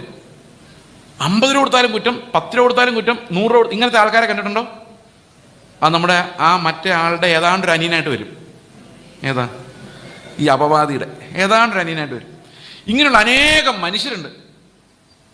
ഇപ്പം പിശാച് ഇപ്പോഴും എൻ്റെ കുറ്റം അവിടെ പറഞ്ഞുകൊണ്ടിരിക്കുമായിരിക്കും. എവിടെ? ദൈവത്തിൻ്റെ സന്നിധി. കാരണം അവൻ ഇടതടവില്ലാതെ വിശുദ്ധന്മാരുടെ കുറ്റം ഇങ്ങനെ പറഞ്ഞുകൊണ്ടിരിക്കുന്നവനാണ് അപവാദി. അതിൻ്റെ കൂടെ വേറെ ആൾക്കാരും പറയുന്നുണ്ടായിരിക്കും. പക്ഷെ ആൾക്കാർ നിർത്തിയാലും ഇവൻ നിർത്തില്ല. കാരണം അവൻ്റെ പണി തന്നെ എന്താണ്? ഈ അപവാദം പറച്ചില്ല. അങ്ങനെയുള്ളൊരു അപവാദിയെ ദൈവം വിളിച്ചിട്ട് ചോദിക്കുകയാണ്, നീ എൻ്റെ ദാസന ഇയ്യോബിനെ ദൃഷ്ടി വെച്ചോ, എങ്ങനെയുണ്ട്? ഒരപവാദം പറയാൻ പോലും സാത്താനെ കൊണ്ട് പറ്റുന്നില്ല. ഒരപവാദം പറയാൻ പോലും സാത്താനെ കൊണ്ട് പറ്റാത്തതുപോലെ ഇയ്യോബ് നീതിമാനായിരുന്നു. ദൈവം ഒന്ന് നിഷേധിക്കുന്നില്ല. ദൈവം അവൻ പറഞ്ഞു, അവനെ പോലെ നീതിമാൻ ആരുണ്ടെന്നാ ദൈവം ചോദിച്ചേക്കുന്നത്. അപ്പൊ ഇയ്യോബിൽ നമ്മൾ ഒരു തെറ്റും കാണുന്നില്ല എന്ന് മാത്രമല്ല, യേശുക്രിസ്തു കഴിഞ്ഞാൽ പിന്നെ പിശാച് അക്യൂസ് ചെയ്യാത്ത ഒരാളായിട്ട് ബൈബിളിൽ കാണിച്ചേക്കുന്ന ഇയ്യോബിനെ. അപ്പോൾ പിശാച് മോശയെ അക്യൂസ് ചെയ്തിട്ടുണ്ട്, അവന്റെ ശരീരത്തിന് വേണ്ടി വാദിച്ചിട്ടുണ്ട്. യോശു എന്ന മഹാപുരോഹിതന്റെ വസ്ത്രത്തിൽ അഴുക്കുണ്ട് എന്ന് പിശാച് കണ്ടുപിടിച്ചിട്ടുണ്ട്. നമ്മളെ എല്ലാം ഇടതടവില്ലാതെ ശോധന ചെയ്യുന്നുണ്ട്. പത്രോസിനെ പാറ്റാൻ ആലോചിച്ചിട്ടുണ്ട്. പക്ഷെ ഇയ്യോബിനെ കുറിച്ച് പറയാം ഒന്നുമില്ല. അപ്പൊ ഇയ്യോബ് എന്തൊരു ടൈപ്പ് ആളായിരുന്നു എന്ന് ആലോചിക്കും. അതേ ഇയ്യോബ് 42-ന്റെ 5-ാം അധ്യായത്തിലേക്ക് വരുമ്പോൾ, 42-ാം അധ്യായത്തിന്റെ 5-ാം വാക്യത്തിലേക്ക് വരുമ്പോഴേക്കും ഇയ്യോബ് പറയാണ്, ഞാൻ നിന്നെ കുറിച്ചൊരു കേൾവി മാത്രമേ കേട്ടിരുന്നുള്ളൂ, ഇപ്പോഴോ ഞാൻ എൻ്റെ കണ്ണാൽ നിന്നെ കാണുന്നു. ആ ഒരൊറ്റ കാരണത്താൽ ഞാൻ പൊടിയിലും ചാരത്തിലും കിടന്ന് അനുതപിക്കുന്നു, എന്നെ തന്നെ വെറുത്ത്. എന്ത് പാപം കൊണ്ടാ? ഈ ആന്തരിക പാപം ആർക്കും കാണാൻ പറ്റത്തില്ല. പക്ഷെ ദൈവം എപ്പോഴും അത് കണ്ടുകൊണ്ടിരിക്കുക. ആ കണ്ടുകൊണ്ടിരിക്കുന്ന ദൈവത്തിൻ്റെ മുമ്പിലേക്ക് നമ്മൾ പ്രത്യക്ഷപ്പെടുമ്പോൾ, ദൈവം നമ്മുടെ മുമ്പിലേക്ക് വരുമ്പോൾ നമുക്ക് ഒരിക്കലും അവനെ നേരിടാൻ പറ്റത്തില്ല. കാരണം നമ്മുടെ ഹൃദയമാണ് അവൻ്റെ മുമ്പിൽ എക്സ്പോസ്ഡ് ആയിരിക്കുന്നത്. അപ്പം നമ്മുടെ ചിന്തകളും വിചാരങ്ങളും എല്ലാം. അപ്പോൾ ഈ ഒറിജിനൽ ഞാനുണ്ടല്ലോ, ഈ തുണിയില്ലാത്ത ഞാൻ, ഏത് തുണിയാ? ഈ നീതിപ്രവർത്തി, മനുഷ്യരുടെ കര പുരണ്ട വസ്ത്രങ്ങളാകുന്ന നീതിപ്രവൃത്തികളെല്ലാം അഴിഞ്ഞു പോയി ഞാൻ അവന്റെ സന്നിധിയിൽ നഗ്നനായി നിൽക്കുമ്പോൾ മനസ്സിലാകും എൻ്റെ ഉള്ളുകള്ളികളെല്ലാമാണ് ദൈവത്തിന് മുമ്പിൽ നിൽക്കുന്നത്. അതാ ഞാൻ എൻ്റെ ഉള്ളം കൊണ്ട് പറഞ്ഞ കാര്യങ്ങളാണ് ഞാൻ. ഞാൻ ഒരു വികൃത രൂപിയാണ്. ആ വികൃത രൂപിയോടാണ് ദൈവം പറയുന്നത്, നിനക്ക് എൻ്റെ ജീവൻ തരാം എന്ന് യേശു പറയുന്നത്. നമ്മൾ കുറച്ച് സൽപ്രവൃത്തികൾ ചെയ്തിട്ട് നമ്മൾ മറ്റുള്ളവരെ വിധിക്കാനിരിക്കുമ്പം, ഞാൻ അങ്ങനെ വിധിക്കുന്ന ഒരാളായിരുന്നു. കുറച്ച് സൽപ്രവൃത്തികൾ ചെയ്തിട്ട് നമ്മൾ മറ്റുള്ളവരെ വിധിക്കുമ്പോൾ നമ്മൾ ചെയ്യുന്നത് പുറമേയുള്ള അത്തിരകളുടെ ഭംഗി വെച്ചാണ് നമ്മൾ ആളുകളെ വിധിക്കുന്നത്. അത് അപകടകരമാണ്. ദൈവത്തിന് മുമ്പിലല്ല നമ്മളത് ചെയ്യുന്നത്. ഇനി വേറൊരു ഉദാഹരണം നമുക്ക് പത്രോസിനെ എടുക്കാം. എനിക്ക് പത്രോസിനെ കുറിച്ച് പ്രസംഗിക്കാൻ ഭയങ്കര ഇഷ്ടമാണ്. കാരണം പത്രോസ് നമ്മുടെയൊക്കെ ഒരു സദൃശമാണെന്ന് ഞാൻ പലപ്പോഴും തോന്നിയിട്ടുണ്ട്. ഈ പത്രോസ് മീൻ പിടിക്കാൻ പോയ കാര്യം നിങ്ങൾക്കറിയാം. ലൂക്കോസിന്റെ സുവിശേഷം 5-ാം അധ്യായമാണ്. നിങ്ങൾ സ്വസ്ഥമായിട്ട് വായിച്ചാൽ മതി. കാരണം ഇത് വിശദീകരിച്ച് കഴിഞ്ഞാൽ ഇതല്ലല്ലോ നമ്മുടെ വിഷയം. പാപമാണ് നമ്മുടെ വിഷയം. രാത്രി മുഴുവൻ അവൻ അലഞ്ഞു തിരിഞ്ഞിട്ടും അധ്വാനിച്ചിട്ടും മീനൊന്നും കിട്ടിയില്ല. രാവിലെ യേശു വന്നു, ശീമോന്റെ പടകിൽ കയറി ശീമോനോട് ജനങ്ങളോട് സംസാരിച്ചു, ദൈവരാജ്യത്തെക്കുറിച്ച് പറഞ്ഞു. അവസാനം ശീമോനോട് ചോദിച്ചു, എങ്ങനെ ഉണ്ടായിരുന്നു മോനെ രാത്രിയിലത്തെ ബിസിനസ്, മീൻപിടുത്തം? ശീമോൻ പറഞ്ഞു, കർത്താവെ, ഞങ്ങൾ നന്നായി അധ്വാനിച്ചു, എന്നിട്ട് ഒന്നും കിട്ടിയില്ല. അപ്പോൾ കർത്താവ് പറഞ്ഞു, ശീമോനെ, നീ ആഴത്തിലേക്ക് നീക്കി വല വീശു. അപ്പോൾ ശീമോൻ പറയുന്നൊരു മറുപടി ഉണ്ട്, ഞങ്ങൾ രാത്രി മുഴുവൻ അധ്വാനിച്ചു, ഒന്നും കിട്ടിയില്ല, എന്നാലും നിന്റെ വാക്കുകൊണ്ട് അതിന് കാരണമുണ്ട്. യോഹന്നാൻ്റെ സുവിശേഷത്തിൽ നമ്മൾ കാണുന്നുണ്ട്, ഈ അന്ത്രയോസ് വന്ന് ശീമോനോട് പറയുന്നുണ്ട്, ഞങ്ങൾ യേശുവിന് ഒരുപക്ഷെ മെസ്സിയായിരിക്കും കണ്ടെത്തിയിട്ടുണ്ട്, നീ വേണേ ഒന്നൊന്ന് കാണ് എന്ന് പറഞ്ഞ് ശീമോനെ വിളിച്ചുകൊണ്ട് പോയി യേശുവിനെ കാണിക്കുന്നുണ്ട്. ഒരു തമ്മിലൊരു പരിചയമുണ്ട്. അപ്പം മെസ്സിഹായാണെന്നുള്ളൊരു ബോധ്യം എൻ്റെ ഉള്ളിലുണ്ട്. അതുകൊണ്ടാണ് പറയുന്നത്, നിൻ്റെ വാക്ക്. അതുകൊണ്ടായിരിക്കാം ഒരുപക്ഷെ യേശു ശീമോൻ്റെ പടകിൽ തന്നെ ചെന്നത്. മുൻപരിചയമുണ്ട്. അപ്പം ശീമോനെ ദൈവത്തിന് ഉദ്ദേശമുണ്ടല്ലോ, അവനെ ശിഷ്യന്മാരുടെ കൂട്ടത്തിൽ കർത്താവ് കണ്ടിട്ടുള്ള ആളാണ്. അപ്പം പത്രോസ് പറയാണ്, നിന്റെ വാക്കിന് വലയിറക്കാം. വലയിറക്കി കഴിഞ്ഞപ്പോൾ എന്ത് സംഭവിച്ചു? പെരുത്ത മീൻ കൂടി വലയിൽ കുരുങ്ങി കഴിഞ്ഞപ്പോൾ അവർക്ക് വലിച്ചു കയറ്റാൻ പറ്റാതായി. അയൽവക്കത്തുള്ള മറ്റ് ബോട്ടുകാരെ എല്ലാം കൂടെ വിളിച്ച് ഈ യോഹന്നാനും യാക്കോബും എല്ലാം കൂടെ ചേർന്ന് ഈ വലിയ മീൻ പിടുത്തം നടത്തി. അന്നവിടെ എൻ്റെ പ്രശ്നം അതല്ല. ഇവിടെ നമുക്ക് പ്രസംഗം അവസാനിപ്പിച്ചാൽ ആ പ്രസംഗം ഇങ്ങനെ ഇരിക്കും, നിങ്ങളുടെ മീൻപിടുത്തം പരാജയമാണെങ്കിൽ, പ്രിയ സഹോദര, നിന്റെ ബോട്ടിൽ യേശു ഉണ്ടെങ്കിൽ നിനക്ക് എത്ര മീൻ വേണേലും കിട്ടും. ഇത് കേട്ടിട്ടുണ്ടോ നിങ്ങൾ? ഈ പ്രസംഗം കേട്ടിട്ടുണ്ടോ? അടുത്തിരിക്കുന്ന ആളുടെ പറയുന്നത്, എടാ, പടകിലും യേശു ഉണ്ടെങ്കിലേ മീൻപിടുത്തം നടക്കുള്ളൂ. അപ്പം നമുക്ക് യേശുവിനെ വേണം. എന്തിനാ? മീൻ പിടിക്കാൻ. ഇതാണ് നമ്മുടെ സുവിശേഷം. പൊതുവെ ഇതാ സുവിശേഷം. നമ്മുടെ ബിസിനസ്സിൽ യേശു ഇറങ്ങി വരും. യേശുവിൻ്റെ ബിസിനസ്സിലൂടെ ഞാൻ പോകത്തില്ല, എൻ്റെ ബിസിനസ്സിലേക്ക് അവനെ കൊണ്ടുവരും. ഇപ്പം എൻ്റെ പാർട്ണർ ആരാ ബിസിനസ്സിൽ? യേശു. ഈ പത്രോസ് പറയുന്നത്, ഇനി നാളെ തൊട്ട് മീൻ പിടിക്കുന്ന ആരാ? പത്രോസിൻ്റെ സ്ഥാനത്ത് ഞാനാണെങ്കിൽ ഞാൻ കർത്താവിന് പറഞ്ഞു, കർത്താവെ, വളരെ താങ്ക് യു വെരി മച്ച്, ഇത്രത്തോളം നടത്തിയ ദൈവത്തിന് സ്തോത്രം. രാത്രിയിലെല്ലാം പിടിക്കാത്ത മീനിനെ രാവിലെ ഒരു നിമിഷം കൊണ്ട് തന്ന ദൈവത്തിന് സ്തോത്രം. ഇനിയും കൃപ തോന്നി മീൻ തരണമേ. നാളെ തൊട്ട് ഞാൻ രാത്രി അധ്വാനിക്കുന്നില്ല, ഒറ്റ നേരം അധ്വാനിക്കുന്നുള്ളൂ. ബാക്കി സമയം മുഴുവൻ സുവിശേഷ വില 10.1 കൃത്യമായിട്ട്. നീ നാളെയും വരണേ കർത്താവേ, എന്നെ കൈവിടല്ലേ. എനിക്കിനി ഒത്തിരി പരാധീനതകളുണ്ട്. എൻ്റെ പിള്ളേർ പഠിച്ചൊരു കരയിലെത്തിയിട്ടില്ല. അപ്പൻ്റെ അമ്മയുടെയും കാര്യം നോക്കാൻ എൻ്റെ പൈസയില്ല, കടഭാരമാണ്. നീ എൻ്റെ ബിസിനസ് നന്നാക്കി തരണേ. ഇതല്ലേ പത്രോസ് പറയേണ്ടത്? നമ്മളാണ് എന്താ പറയുന്നത്? അത് തന്നെയല്ലേ പറയുള്ളൂ. പത്രോസ് പറഞ്ഞെന്നറിയോ? മേലാ നീ വഴിക്ക് വരില്ല. എന്തു മണ്ടനല്ലേ പത്രോസ്? പത്രോസ് കർത്താവിനോട് പറയുക, മേലാൽ നീ എൻ്റെ കൂടെ നീ വരരുത്, ഈ വഴിക്ക് നീ വരരുത്. ഞാൻ പാപിയായ ഒരു മനുഷ്യനാണ്, എന്നെ ഉപദ്രവിക്കരുതേ കർത്താവേ എന്ന്. കാരണം പത്രോസ് നോക്കിയപ്പോൾ മീനില്ലാത്ത വിഷയമായിരുന്നു അതുവരെയുള്ള വിഷയം. എന്നാൽ യേശു ആരാന്ന് മനസ്സിലായപ്പോൾ മീനല്ല വിഷയം. ഈ യേശുവിൻ്റെ മുമ്പിൽ നിൽക്കാൻ പറ്റാതെ ഇവൻ്റെ ഉള്ളിൽ കിടക്കുന്ന പാപമായി ഇവൻ്റെ വിഷയം. നമ്മൾ ഈ മീൻ മാത്രം കാണുന്നതുകൊണ്ടാണ് മീൻ വിഷയമായിട്ടിരിക്കുന്നത്. യേശുവിന് ഒരിക്കൽ കണ്ടാൽ മനസ്സിലാവും, മീനില്ലേലും കുഴപ്പമില്ല, ഉണ്ടെങ്കിലും കുഴപ്പമില്ല. ഈ പാപം എന്ന പ്രശ്നം എങ്ങനെ മാറും? അതാണ് പ്രശ്നം. ആ മീൻ ആരാ കൊണ്ടുപോയത്? ആരാ വിറ്റത്? എന്ത് മീനായിരുന്നു? ആരാ കഴിച്ചത്? പത്രോസല്ല. പത്രോസ് ആ സമയം തന്നെ മീനും ഏറ്റവും കൂടുതൽ കൊയ്ത്ത് കിട്ടിയ അന്ന് തന്നെ മീനും വള്ളവും പടവും വലയും എല്ലാം ഉപേക്ഷിച്ച് യേശുവിൻ്റെ പിന്നാലെ പോയിരുന്നു. അതിനകത്തൊരു മത്തിക്കഷ്ണം പോലും പത്രോസ് എടുത്തില്ല. കാരണം അവൻ അതിനേക്കാളൊക്കെ വലിയ ഗിഫ്റ്റായി യേശു അവൻ്റെ ഉള്ളിലേക്ക് വരുന്നു. ഇന്ന് നമ്മൾ മീൻപിടുത്തത്തിന് വേണ്ടി യേശുവിനെ കൊണ്ടുപോവുക. പക്ഷെ സത്യത്തിൽ മനുഷ്യരെ പിടിക്കാൻ വേണ്ടി യേശുവിൻ്റെ കൂടെ നടക്കേണ്ടവരാണ് നമ്മൾ. ഈ വിളി രണ്ടും രണ്ടാ. ഞാൻ പറഞ്ഞു വന്നത്, എത്ര വലിയ അനുഗ്രഹവുമായിട്ട് ദൈവം മുമ്പിൽ നിന്നാലും എൻ്റെ പ്രശ്നം പാപം എന്ന പ്രശ്നം ഞാൻ കാണുന്നില്ലെങ്കിൽ എനിക്കൊരിക്കലും യഥാർത്ഥ അനുഗ്രഹമായി യേശുവിനെ കാണാൻ പറ്റില്ല. ഈ ലോകത്ത് നശിച്ചു പോകുന്നതിലേക്ക് നമ്മൾ നോക്കത്തുള്ളൂ. ഇതിൻ്റെ എല്ലാ കാരണം നമ്മുടെ ആന്തരിക ആ ജഡമുണ്ടല്ലോ, ആ പ്രാണൻ, അതെപ്പോഴും ഈ ലോകത്തോട് അറ്റാച്ച്ഡ് ആണെന്നുള്ളതിൻ്റെ കാരണം. ഇന്നത്തെ ശുശ്രൂഷകളിൽ വലിയൊരു പങ്കും ഈ പ്രാണനെ സുഖിപ്പിക്കാനുള്ളതാണ്. എന്നോട് കഴിഞ്ഞ ദിവസം ഒരാൾ പറഞ്ഞു, ബ്രദറെ, നിങ്ങളുടെ ശുശ്രൂഷകൾ ഒരു പുതിയ തലത്തിലേക്ക് പോകാൻ പോവാണ്. ഞാൻ പറഞ്ഞു, എന്ത് തലം? ഇപ്പം 200 പേരോട് സംസാരിക്കാൻ നിങ്ങൾ 2000 പേരോട് സംസാരിക്കാൻ പോവാണ്. ഞാൻ പറഞ്ഞു, അതൊരു പുതിയ തലമല്ല, അതൊരു പഴയ തലമാണ്. 2000 പേരുടെ മുമ്പിലുണ്ടെങ്കിൽ അതിനകത്തൊരു 20 പേർക്ക് ക്രിസ്തുവിനെ മനസ്സിലാകുമെന്ന് അന്വേഷിക്കുന്നതാണ് പുതിയ തലം. ഒരു ശമരിയാക്കാരി സ്ത്രീക്ക് വേണ്ടി വിശന്ന് ദാഹിച്ച് നടന്നു പോകുന്നതാണ് പുതിയ തലം, യേശുവിൻ്റെ തലം. ഒരു ഷണ്ണന് വേണ്ടി ഫിലിപ്പോസ് എന്ന് പറയുന്ന ഒരൊറ്റ ഫുൾ ടൈം ഇവാഞ്ചലിസ്റ്റിനെ പറഞ്ഞു വിടുന്നതാണ് ദൈവത്തിൻ്റെ. ആ തലത്തിലേക്ക് എനിക്ക് എന്തെങ്കിലും പ്രൊമോഷൻ കിട്ടാൻ സാധ്യതയുണ്ടോ? പക്ഷേ അതെൻ്റെ പ്രാണന് സുഖിക്കില്ല, അത് സുഖിക്കുന്ന എൻ്റെ ആത്മാവിനാണ്. പക്ഷെ ഇന്ന് എന്നെ സുഖിപ്പിക്കണമെങ്കിൽ എൻ്റെ പ്രാണനെ സുഖിപ്പിക്കണം.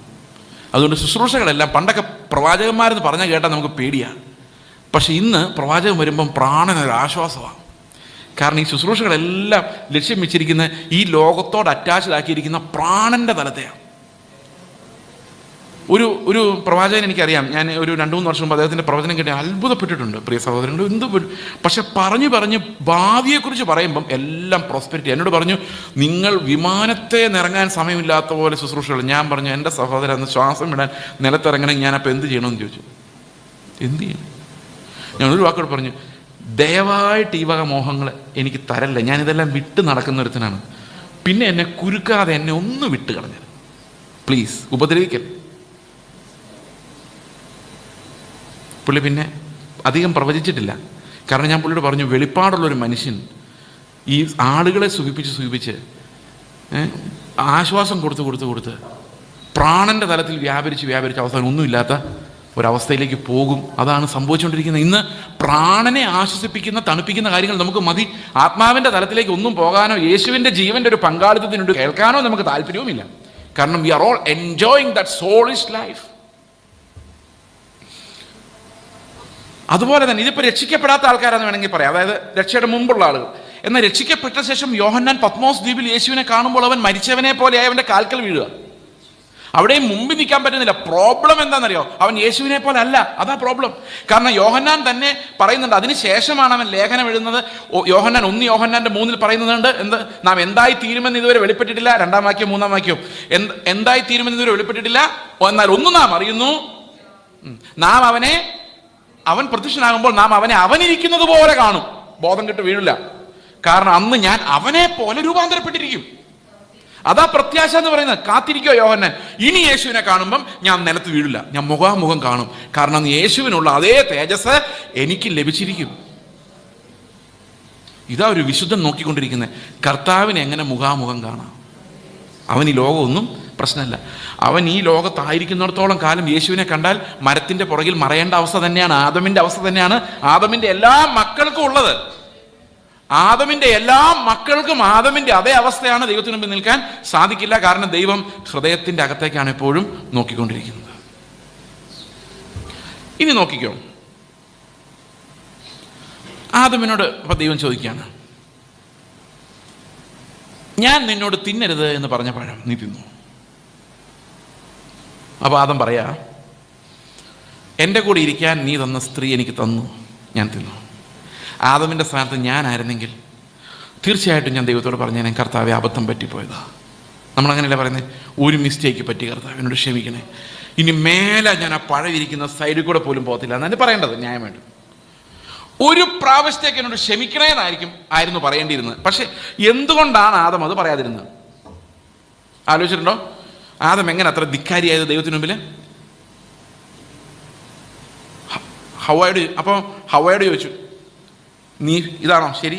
ദൈവം ചോദിച്ചു. അപ്പം ഹവ്വ പറഞ്ഞു, ഞാനല്ല, പാമ്പ്. ഇത് നമ്മൾ പറയുന്നത് പെന്തക്കോസ്തുകാരുടെ ഒരു ഭാഷയാണ്. ഹവ്വ പറഞ്ഞത്, ആദം പറഞ്ഞതല്ല. ആദം പറഞ്ഞ ലോകത്തിലുള്ള എല്ലാവരുടെയും ഭാഷയാണ്. ഹൗവ പറഞ്ഞ പ്രത്യേകിച്ച് പെന്തക്കോസ്തുകാരുടെ ഭാഷയാണ്, ഓ പിശാച് എന്നെ തള്ളിയിട്ടതാ ബ്രദറെ, ഞാൻ പാവാ. എന്താ അത്ര ദേഷ്യപ്പെട്ടത്? അത് പിശാച് എന്നെ പ്രലോഭിപ്പിച്ചു. ആരുടെ തലയിലോട്ട് വെച്ചു? പിശാചിൻ്റെ തലയിലോട്ട് വെച്ചു. ഹൗവ ചെയ്തത് അത് തന്നെയാണ്. ഞാൻ പാവം, പിശാച് എന്നെ. മനസ്സിലാവുന്നുണ്ടോ? ഇനി മേലെ അത് പറയരുത്.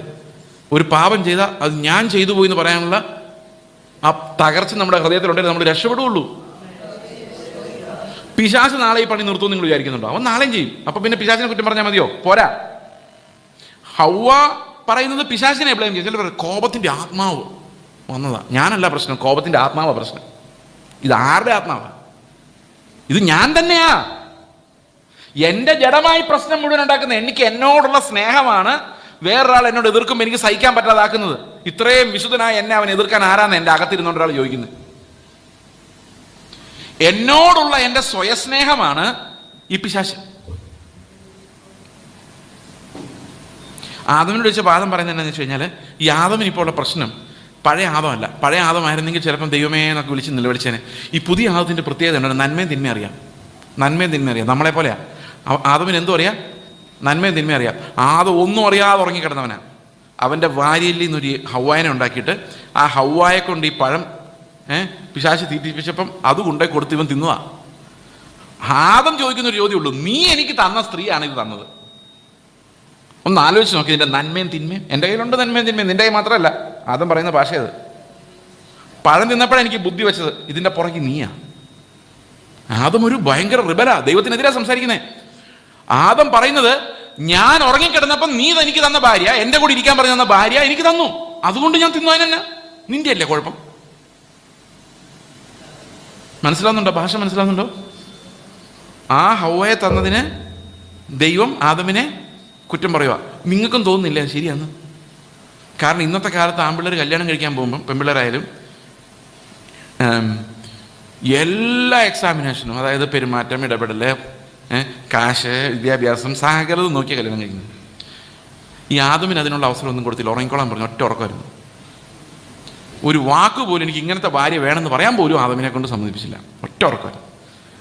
ആദം തന്നെ, ദൈവം തന്നെ ആദമിൻ്റെ ഭാര്യ തന്നെ എടുത്ത് ഹൗവ ഉണ്ടാക്കി. അപ്പം ഹൗവയുടെ സ്വഭാവം ആരുടെ പോലത്തെ സ്വഭാവമായിരിക്കും? ആദമിൻ്റെ സ്വഭാവം തന്നെ ഹൗവയുടെ. ആദം ഹൗവയെ കുറ്റം പറഞ്ഞാലും ആദം മനസ്സിലാക്കേണ്ട ഒരു കാര്യം, ഈ ആദമിൻ്റെ ശരീരത്തിൽ നിന്ന് തന്നെ വന്ന ഹൗവയ്ക്കും വേറെ ജീനുകളൊന്നുമില്ല. ജീനുണ്ട് വേറെ, അത് മാറ്റം ദൈവം വരുത്തിയിട്ടുണ്ട്. എങ്കിൽ പോലും ആ ക്യാരക്ടർ വന്ന് അതിനകത്ത് ആരിൽ നിന്നാണ് വന്നേക്കുന്നത്?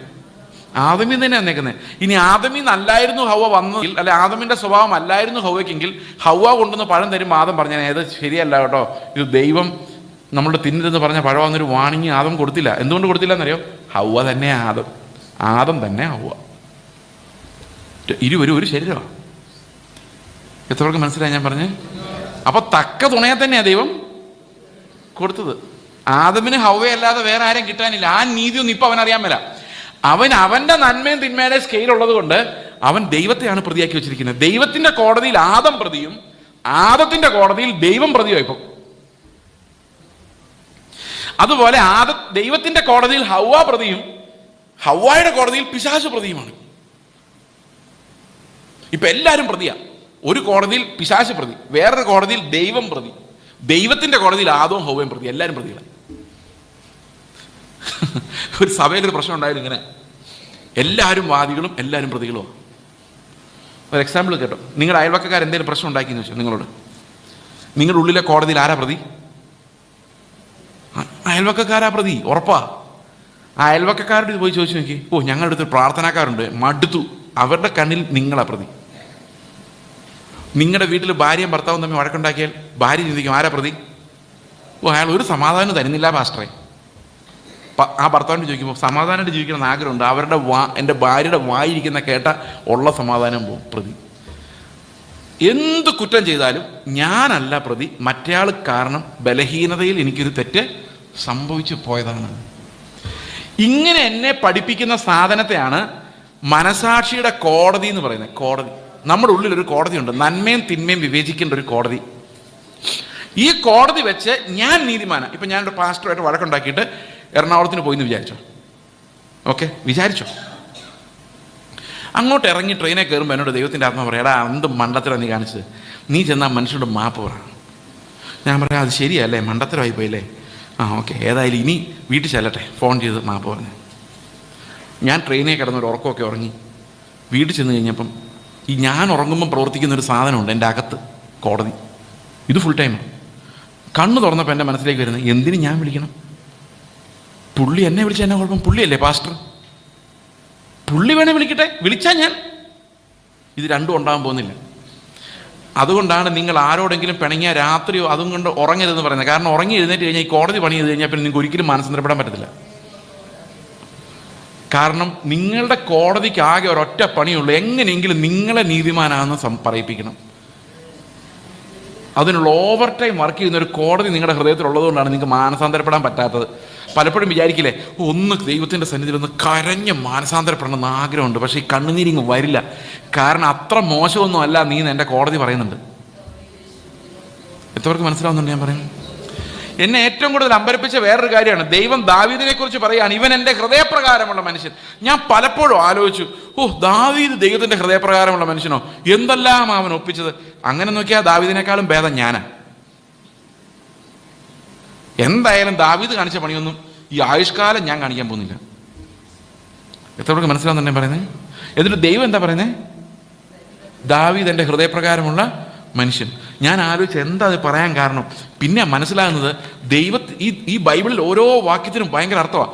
ദാവീദിനോട് നാഥാൻ പ്രവാചകൻ വന്ന് പറയാണ്, ആ മനുഷ്യൻ നീ തന്നെ. ദാവീദ് എന്താ പറയുന്നറിയോ?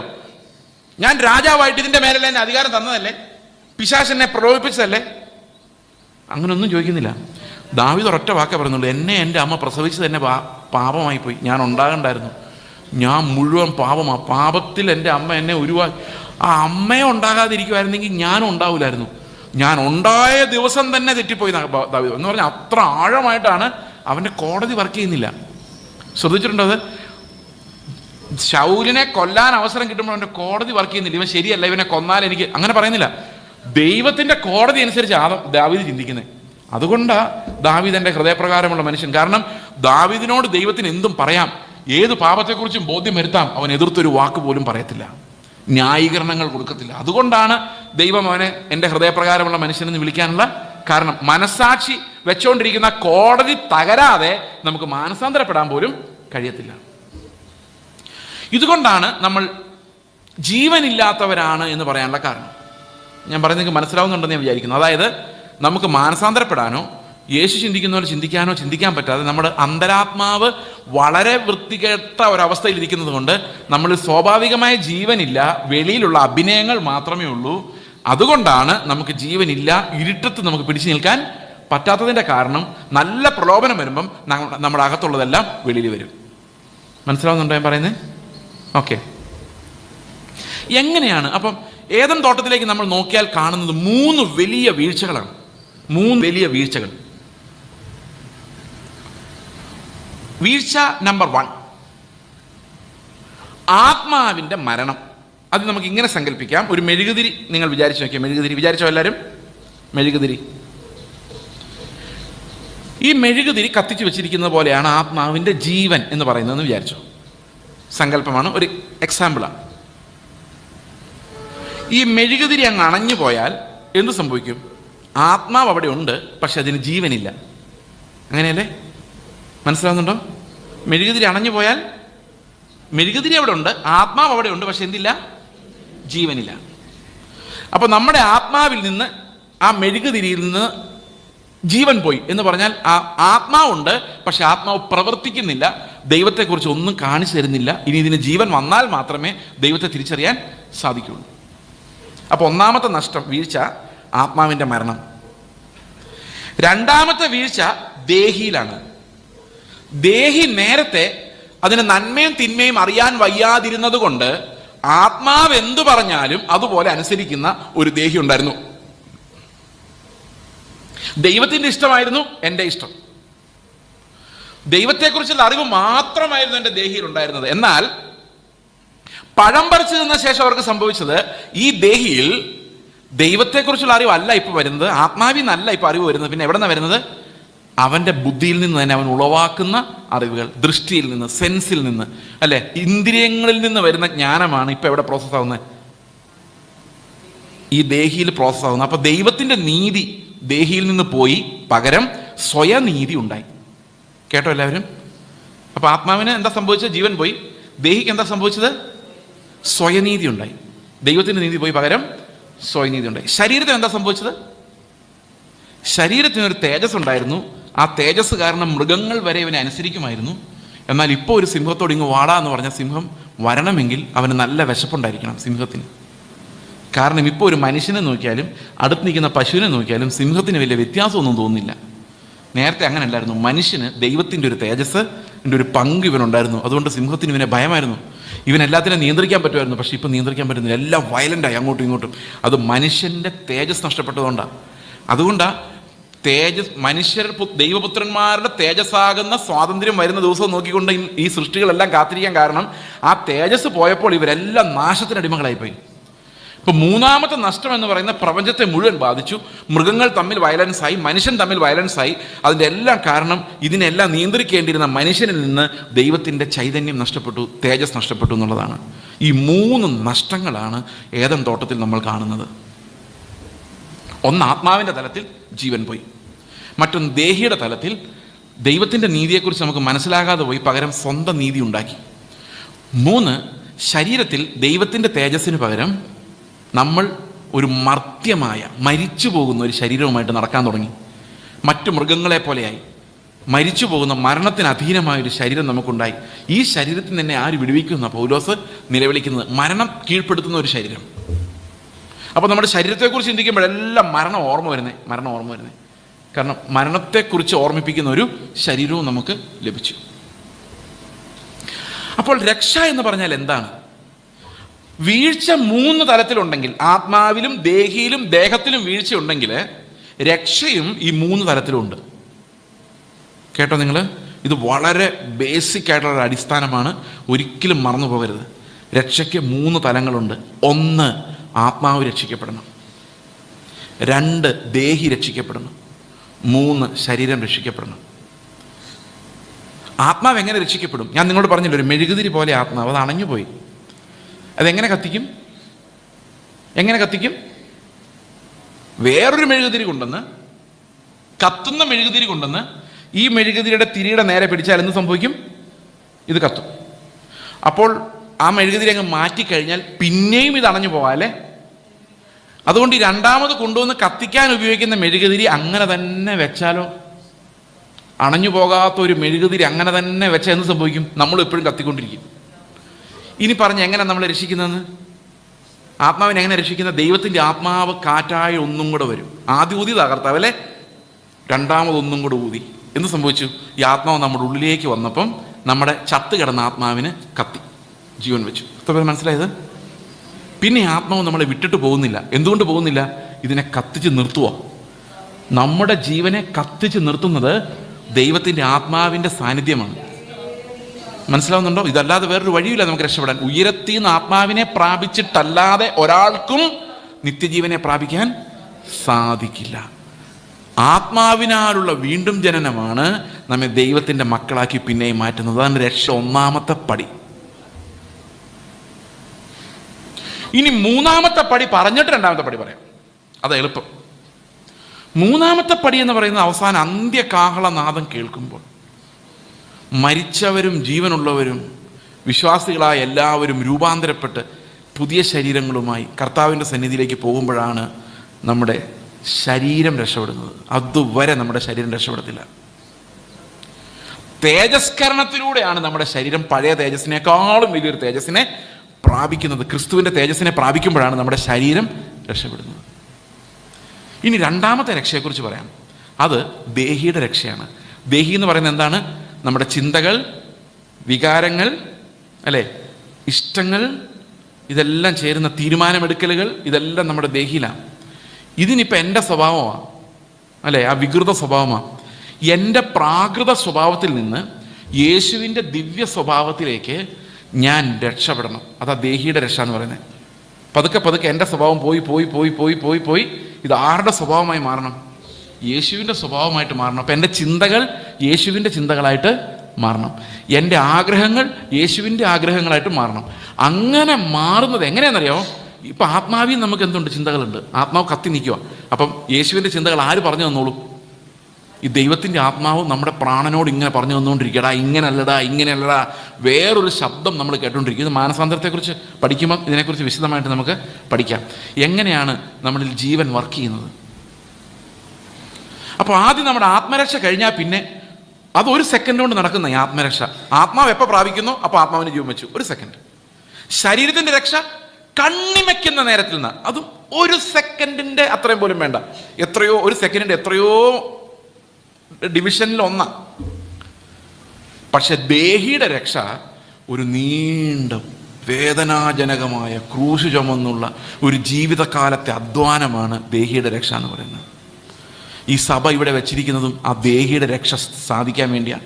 നമ്മുടെ ചിന്തകളെ യേശുവിൻ്റെ ചിന്തകളെ പോലെ പരിശുദ്ധവും നിർമ്മലവുമാക്കി മാറ്റാനും, അവൻ്റെ തേജസ്സിന് വേണ്ടി കാത്തിരിക്കുന്ന ഒരു മനസ്സ് നമുക്കുണ്ടാകാനും, പുതുക്കപ്പെട്ട ആത്മാവിൽ നിന്ന് മാത്രം പ്രാപിക്കാൻ ഇഷ്ടപ്പെടുന്ന ശരീരത്തിൻ്റെ ഇച്ഛകളെ നോക്കാത്ത ഒരു മനസ്സ് നമുക്കുണ്ടാകാനും, അങ്ങനെ ദൈവാനുരൂപമായി സൃഷ്ടിക്കപ്പെടുന്ന അകമനുഷ്യൻ്റെ പെർഫെക്ഷന് വേണ്ടിയാണ് സഭകൾ, ശുശ്രൂഷകൾ, ഈ പ്രസംഗങ്ങൾ.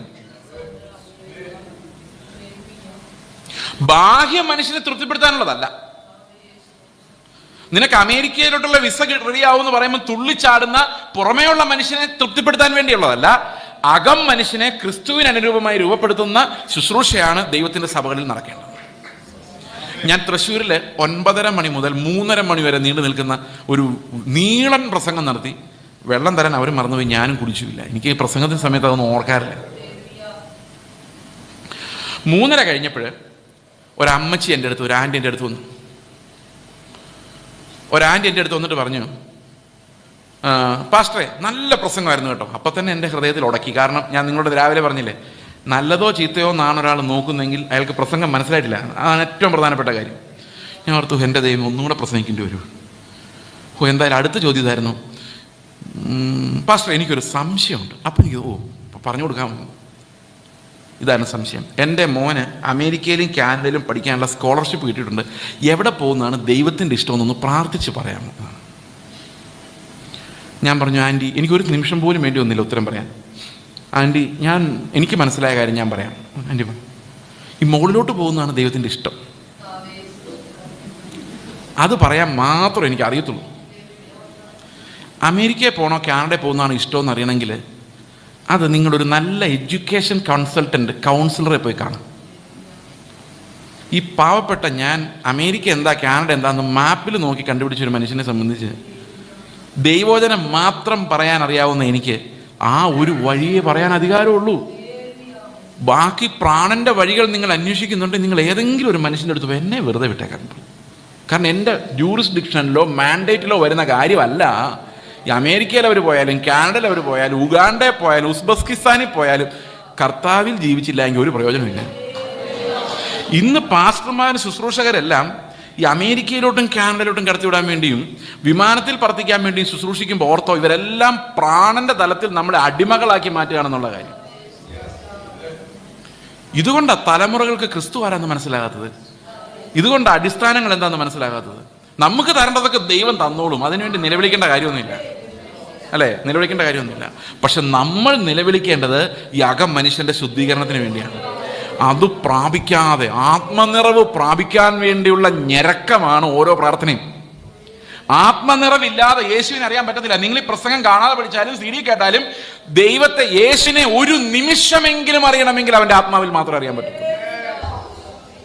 അതുകൊണ്ടാണ് പറഞ്ഞത്, എൻ്റെ ആത്മാവില്ലാത്തവൻ എനിക്കുള്ളവൻ അല്ല. ഏറ്റവും പ്രധാനപ്പെട്ട പ്രാർത്ഥന ആത്മാവിന്റെ നിറവിന് വേണ്ടിയുള്ള പ്രാർത്ഥനയാണ്. അത് ഓരോ ദിവസവും ആത്മാവിൽ നിറയും. ഓരോ ദിവസം മാത്രമല്ല, ഓരോ നിമിഷവും ആത്മാവിൽ നിറഞ്ഞാലേ നമുക്ക് പാപത്തിന്റെ ശക്തിയെ തോൽപ്പിക്കാൻ സാധിക്കത്തുള്ളൂ. അപ്പൊ ഇവിടെ ഞാൻ ഇപ്പോഴും പറഞ്ഞപ്പോഴും നിങ്ങൾ ഒരുപക്ഷെ ഇത് ചിന്തിച്ചു കാണും. ആത്മാവും പ്രാണനും തമ്മിലുള്ള വിവേചനമാണ് ആത്മീക ലോകത്തിന്റെ ഒരു ആത്മീക ജീവിതത്തിന്റെ ഏറ്റവും പ്രധാനപ്പെട്ട ലക്ഷ്യം. അത് നമുക്ക് വ്യക്തമായി മനസ്സിലാകുന്ന തലത്തിലേക്ക് നമ്മൾ പക്വതയുള്ളവരായി മാറുന്നത് നല്ല അഭ്യാസം തികഞ്ഞവർക്ക് മാത്രം പറ്റുന്നൊരു കാര്യമാണ്. ഇത് നിങ്ങളുടെ ഒരു ആയുഷ്കാലത്തെ ഓട്ടം കൊണ്ട് മാത്രമേ എന്താണ് പ്രാണനിൽ നിന്ന് വരുന്നതെന്നും എന്താണ് ആത്മാവിൽ നിന്ന് വരുന്നതെന്നും വിവേചിക്കാൻ സാധിക്കുള്ളൂ. നമ്മൾ നീതിയെക്കുറിച്ച് പറയുമ്പോൾ അതിലേക്ക് വരും എന്ന് ഞാൻ വിചാരിക്കുന്നു. ഓക്കെ, ഇനി നമ്മൾ പറയാൻ പോകുന്നത് ശരിക്കും ആത്മാവ് നമ്മളിൽ എങ്ങനെയാണ് പ്രവർത്തിക്കുന്നത് എന്ന ആ ഒരു വിഷയമാണ്. 5 ദിവസം നമ്മുടെ മുമ്പിലുണ്ട്. ഈ 5 ദിവസം കൊണ്ട് ആത്മാവ് നമ്മിൽ ചെയ്യുന്ന 5 കാര്യങ്ങൾ പറഞ്ഞു തീർക്കാൻ പറ്റും എന്നാണ് എൻ്റെ പ്രതീക്ഷ. സാധാരണ ചർച്ചകളിൽ 3 ദിവസമൊക്കെയാണ് ക്ലാസ് ഉള്ളതുകൊണ്ട് ഇതൊരിക്കലും പറഞ്ഞു തീർന്നിട്ടില്ല. ഈ 5 ദിവസം ഉള്ളതുകൊണ്ട് തീരുമെന്ന് ഞാൻ പ്രതീക്ഷിക്കുകയാണ്. തീർന്നാൽ നല്ല കാര്യം, തീർന്നില്ലെങ്കിൽ നമുക്ക് പിന്നെ ഒരു അവസരം ദൈവം തരുമെന്ന് വിചാരിക്കാം. ദൈവത്തിൻ്റെ ആത്മാവ് എങ്ങനെയാണ് നമുക്ക് ജീവൻ തരുന്നതെന്നും അത് ക്രിസ്തുവിൻ്റെ ജീവനാക്കി മാറ്റാൻ ആത്മാവ് നമ്മിൽ നടത്തുന്ന ശുശ്രൂഷ എന്താണെന്നുമാണ് നമ്മുടെ പ്രധാനപ്പെട്ട വിഷയം. ക്രിസ്തീയ സഭയുടെ അടിസ്ഥാനങ്ങളിലൂടെ നമ്മൾ കടന്നു പോകുന്നത് ആത്മാവ് നമ്മളെ ബോധ്യപ്പെടുത്തുന്ന സത്യങ്ങളിലൂടെയാണ്. ഓക്കെ, ഇത് നമുക്ക് നോക്കാം. എന്താണ് ദൈവത്തിൻ്റെ ആത്മാവ്, എങ്ങനെയാണ് നമുക്ക് ജീവൻ തരുന്നത്? യോഹന്നാൻ്റെ സുവിശേഷം 6-ാം അധ്യായത്തിൻ്റെ 53-ാം വാക്യം നമുക്ക് വായിക്കാം. ആർക്കെങ്കിലും ഒരാൾക്ക് വായിക്കാം. യോഹന്നാൻ 6:53.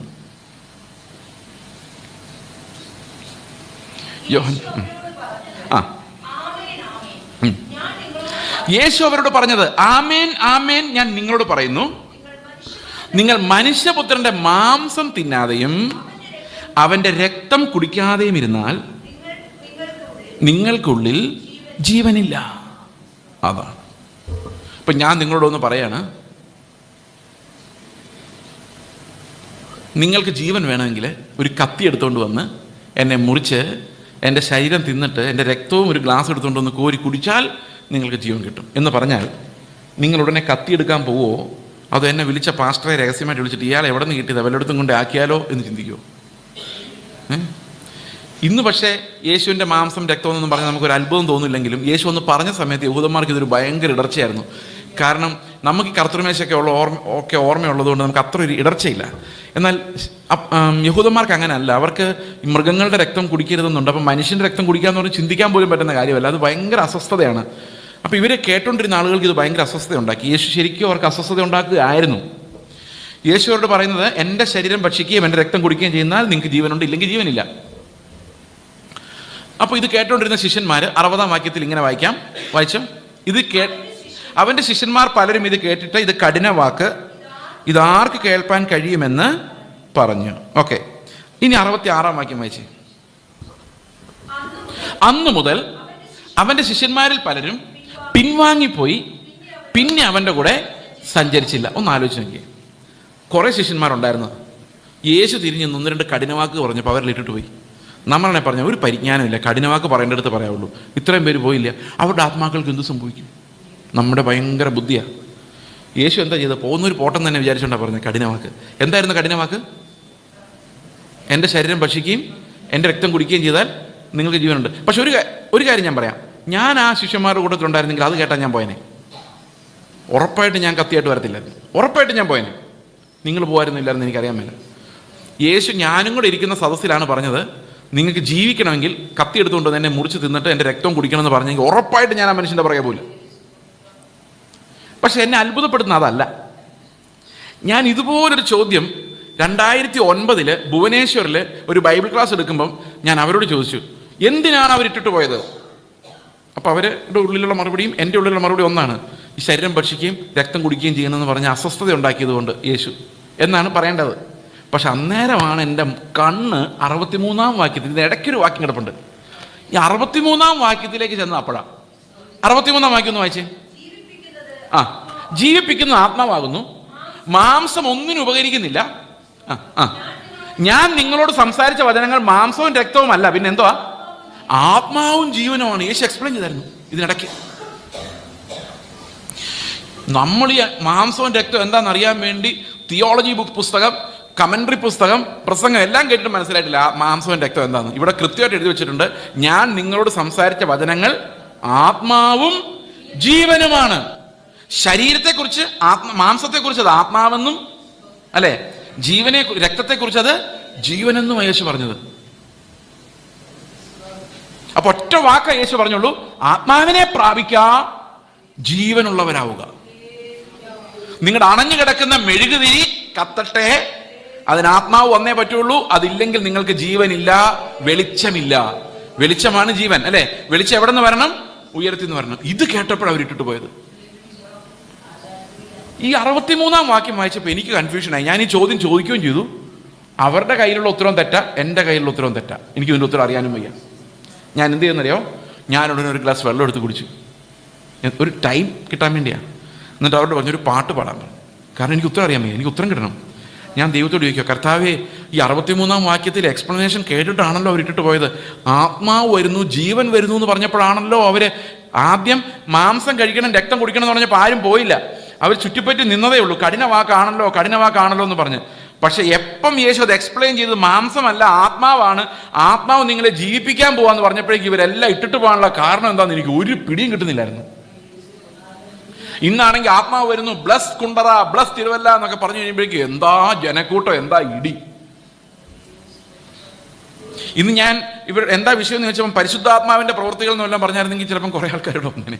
കാരണം ആത്മാവ് അതാ തീം. പക്ഷെ ഞാനത് പറഞ്ഞില്ല.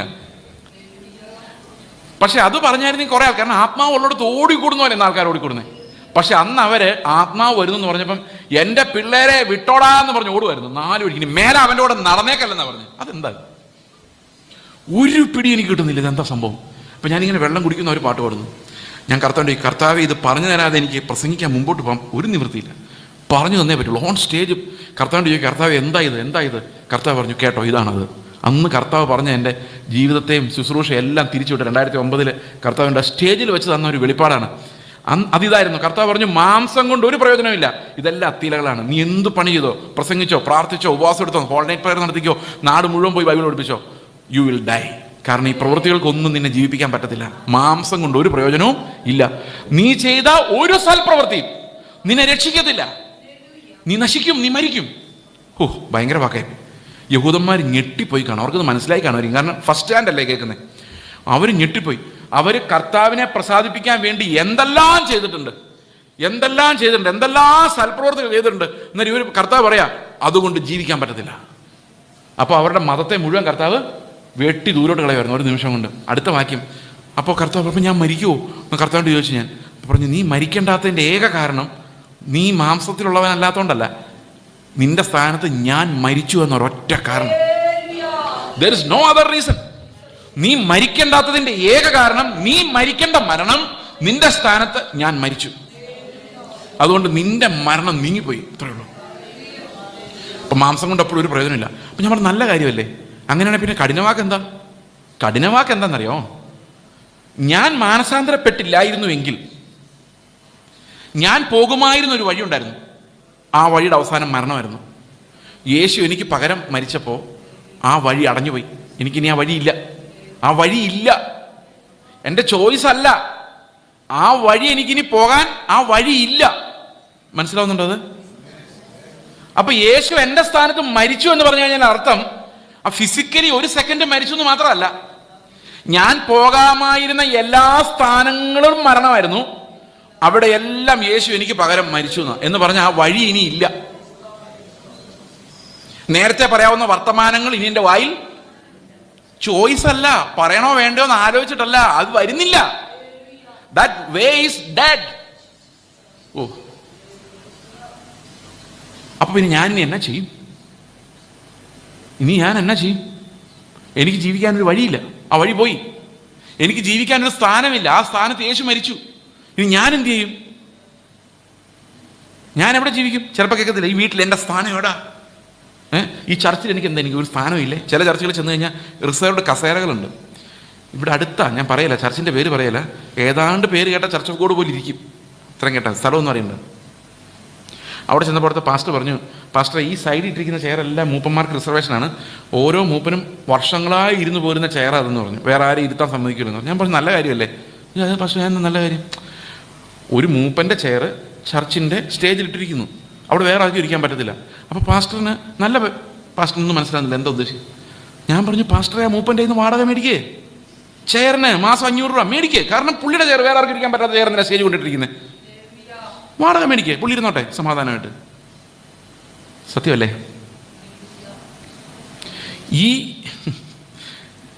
അതാണ് എൻ്റെ സ്ഥാനം എവിടെ? ചോദിക്കുക. അപ്പം മറുപടി ഇതാ, നിന്റെ സ്ഥാനത്ത് യേശു മരിച്ചിരിക്കും. അവിടെ ഒരു ക്രൂശാ, അവിടെ ഒരു ചെയറൊന്നുമില്ല, അവിടെ ഒരു നിന്ദയാ ഉള്ളത്, ക്രൂശിൻ്റെ നിന്ദയുള്ളത്. അപ്പം ഞാനിനി എന്നാ ചെയ്യും? ഞാൻ എവിടെ പോയിരിക്കും? നിന്റെ സ്ഥാനമല്ലേ പോയുള്ളൂ. നിന്റെ സ്ഥാനം പോയത് നന്നായി, കാരണം യേശു അവൻ്റെ സ്ഥാനം നിനക്ക് വേണ്ടി മാറ്റി വെച്ചിട്ടുണ്ട്. അതുകൊണ്ട് യേശു നിന്റെ സ്ഥാനത്ത് മരിച്ചു എന്ന് പറഞ്ഞാൽ അതിൻ്റെ അർത്ഥം ഞാനിനി എൻ്റെ സ്ഥാനത്ത് ജീവിക്കാൻ പറ്റില്ല, ഇനി ഞാൻ യേശുവിൻ്റെ സ്ഥാനത്ത് ജീവിക്കണമെന്ന് അതിനർത്ഥം. അപ്പോൾ പ്രസംഗിക്കാൻ പീഠത്തിന് മുമ്പിൽ പുറകെ നിൽക്കുമ്പോൾ ചെയ്സിനൊരു സ്ഥാനമില്ല.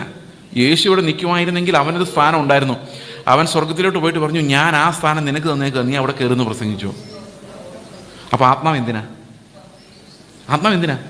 ഒരു സഭയിലോട്ട് കയറി ചെല്ലുമ്പം, പ്രസംഗപീഠത്തിലേക്ക് വരുമ്പം, ഒരാളുടെ വീട്ടിലോട്ട് കയറി ചെല്ലുമ്പം, ഒരാളോട് സംസാരിക്കുമ്പം ആത്മാവ് എനിക്ക് കാണിച്ചു തരണം യേശുവിൻ്റെ സ്ഥാനം ഏതാണ്. ഇത് തുടർച്ചയായി നമ്മളിലേക്ക് വരുന്ന ജീവനാണ്. യേശുവിൻ്റെ ജീവനാണ് ഇങ്ങനെ കിട്ടിക്കൊണ്ടിരിക്കുന്നത്. ഞാൻ എൻ്റെ മക്കളെന്നോട് ദേഷ്യപ്പെടുക, ഇപ്പം എൻ്റെ ഉള്ളിൽ വരുമോ, എൻ്റെ മക്കളെല്ലാം നശിച്ചു പോയല്ലോ, മോശമായല്ലോ, അങ്ങനല്ല. എൻ്റെ സ്ഥാനമില്ലല്ലോ. ഞാൻ മക്കളുടെ മുമ്പിലും യേശുവിൻ്റെ സ്ഥാനത്താണ്, എല്ലാവരുടെ മുമ്പിൽ. കാരണം എൻ്റെ സ്ഥാനമേ മരിച്ചുപോയി. ഇനി എനിക്ക് ആരുടെ സ്ഥാനം ഉള്ളൂ? ഉടനെ ചോദിക്കാം, നിങ്ങളുടെ മക്കളോട് സംസാരിക്കാൻ വേണ്ടി നിങ്ങൾ ഉപയോഗിക്കുന്ന വാക്കുകൾ യേശുവിൻ്റെ സ്ഥാനത്ത് നിന്നുകൊണ്ടാണോ? ഭാര്യ ഭർത്താക്കന്മാർ, സഹോദരന്മാർ, സഭയുള്ളവർ അങ്ങോട്ടും ഇങ്ങോട്ടും സംസാരിക്കുന്നത് യേശുവിൻ്റെ സ്ഥാനത്ത് നിന്നുകൊണ്ടാണോ? ആ യേശുവിൻ്റെ സ്ഥാനം ഏതാണ്, അവൻ്റെ ജീവൻ എന്താണെന്ന് കാണിച്ചു തരാൻ വേണ്ടിയാണ് ദൈവത്തിൻ്റെ ആത്മാവ് നമ്മുടെ ഉള്ളിൽ വരുന്നത്. കാരണം നമ്മൾ ആദ്യമേ കണ്ടു, നമ്മുടെ ജീവൻ പോയി, ഈ ജീവൻ നമ്മളിലേക്ക് വരണം. അത് പുത്രൻ്റെ ജീവനാണ് ആത്മാവ് നമുക്ക് തരുന്നത്. ആത്മാവ് ആരുടെയെല്ലാം ഉള്ളിലുണ്ടോ അവരെല്ലാം ദൈവത്തിൻ്റെ മക്കളാണ്. ആ മക്കൾ ഏത് സ്ഥാനത്ത് ജീവിക്കണമെന്ന് ചോദിച്ചാൽ പുത്രൻ എവിടെയാണോ ജീവിച്ചത് അവിടെ ജീവിക്കണം.